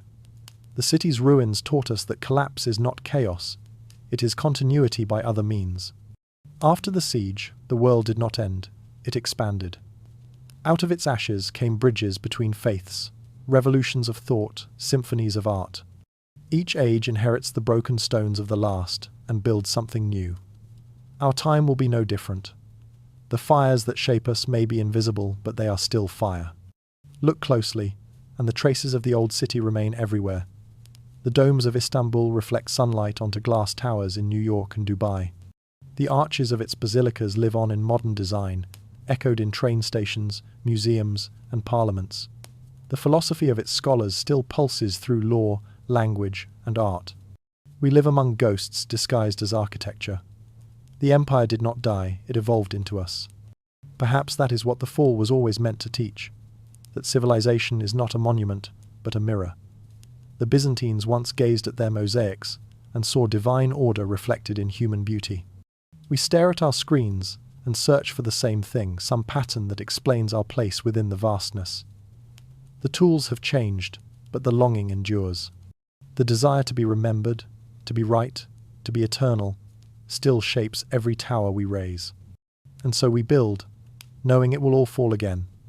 Our buildings will crack, our networks will fade, our stories will dissolve into dust and data alike. Yet something will remain. A word, a melody, a fragment of light passing through a dome. Each will whisper what Constantinople whispered before it, that nothing is truly lost, only transformed. In the quiet hours of the night, when the noise of the modern world fades, one can still feel the same stillness that once fell over the Bosphorus after the final cannon ceased. The air hums with an old recognition. We are part of the same continuum. The empires we build, the technologies we worship, the ideals we defend, they are all expressions of the same fragile brilliance, the same human fire that refuses to go out. The world that followed the fall did not escape history. It became its echo. And we, in our cities of glass and code, are still Byzantines at heart, both haunted and inspired by the idea that we can hold eternity in our hands. The city taught us that we cannot, but it also taught us something gentler, that what slips from our hands may still remain in our hearts, living on in the rhythm of creation itself. Every age believes it will last forever. So did they. So do we. And somewhere, in the quiet turning of time, another age will rise from the remnants of ours, tracing our ruins, learning again the lesson that Constantinople has never stopped teaching, that impermanence is not the enemy of meaning. It is its proof. The city is quiet now. The sun sinks low over the Bosphorus, painting the water in molten gold. Seagulls drift like pale ghosts over the domes, and from every direction comes the soft mingling of sound, the call to prayer rising from a distant minaret, and somewhere, faintly, the echo of church bells.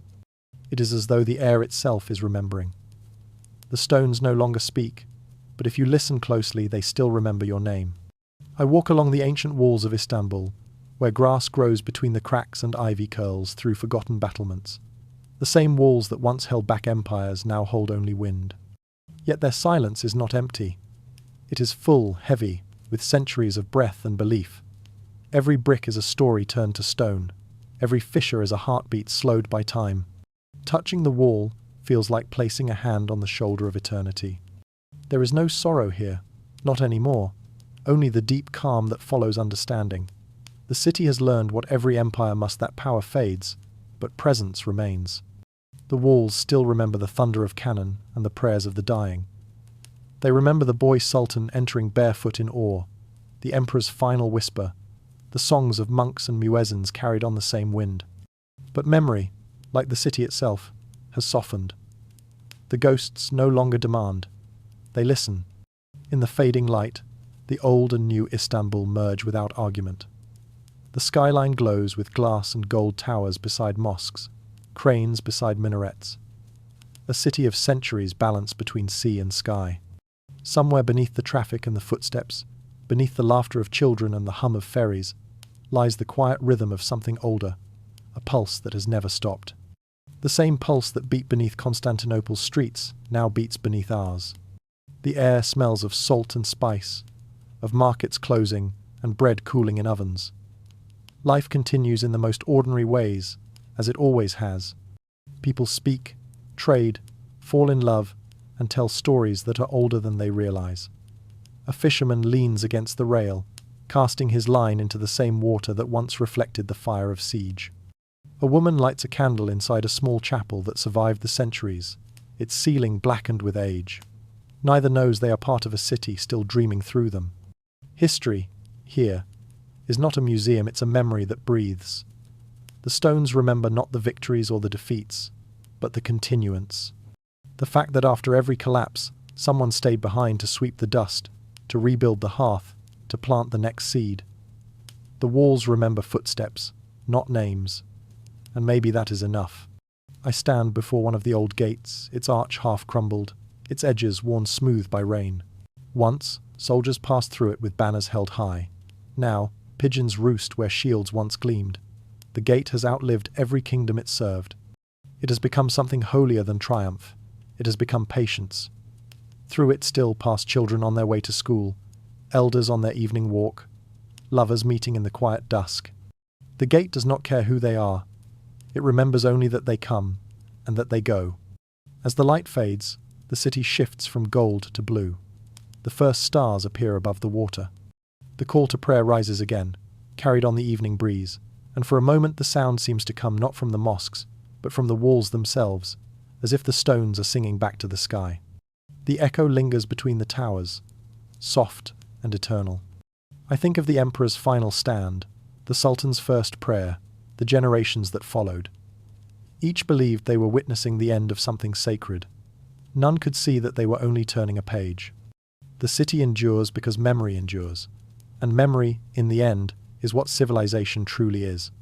Not marble or law or conquest, but the invisible thread of remembrance passed from one soul to another. In a narrow street, I pause before a small stone embedded in a modern building, an old Byzantine carving repurposed into new architecture. Its face is worn smooth, its meaning forgotten, yet it remains part of the living wall. That is the secret of the city.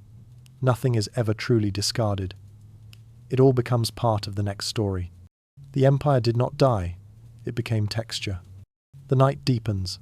Lights shimmer on the water, stretching across the strait like strings of memory. Ferries cross between continents, their engines murmuring in rhythm with the sea. The city hums softly, neither asleep nor awake, a dream that never ended. In that hum lies the heartbeat of every empire that has ever been, and every one yet to come. Perhaps that is what the walls remember most, not the kings or the wars, but the persistence of sound, of breath, of being. The same wind that once carried smoke now carries laughter. The same stones that once bore blood now bear roots of flowers. Time, for all its cruelty, is also merciful. It forgets just enough for beauty to begin again. Standing there, it's easy to imagine that the city itself is listening to us, to our footsteps, to our endless need to find meaning in its ruins. It does not answer, because it doesn't need to. Its silence is enough. In that silence, there is peace. The peace of understanding that no fall is final, no memory wasted, no life unlived. The Bosphorus breathes in the dark, the towers fade into silhouettes. Somewhere in the distance, a single bell tolls soft, patient, eternal. The city does not mourn what it lost. It carries it forward. And as the wind moves through the old stones, You can almost hear it, the gentle voice of the walls, whispering to no one and to everyone, "We remember."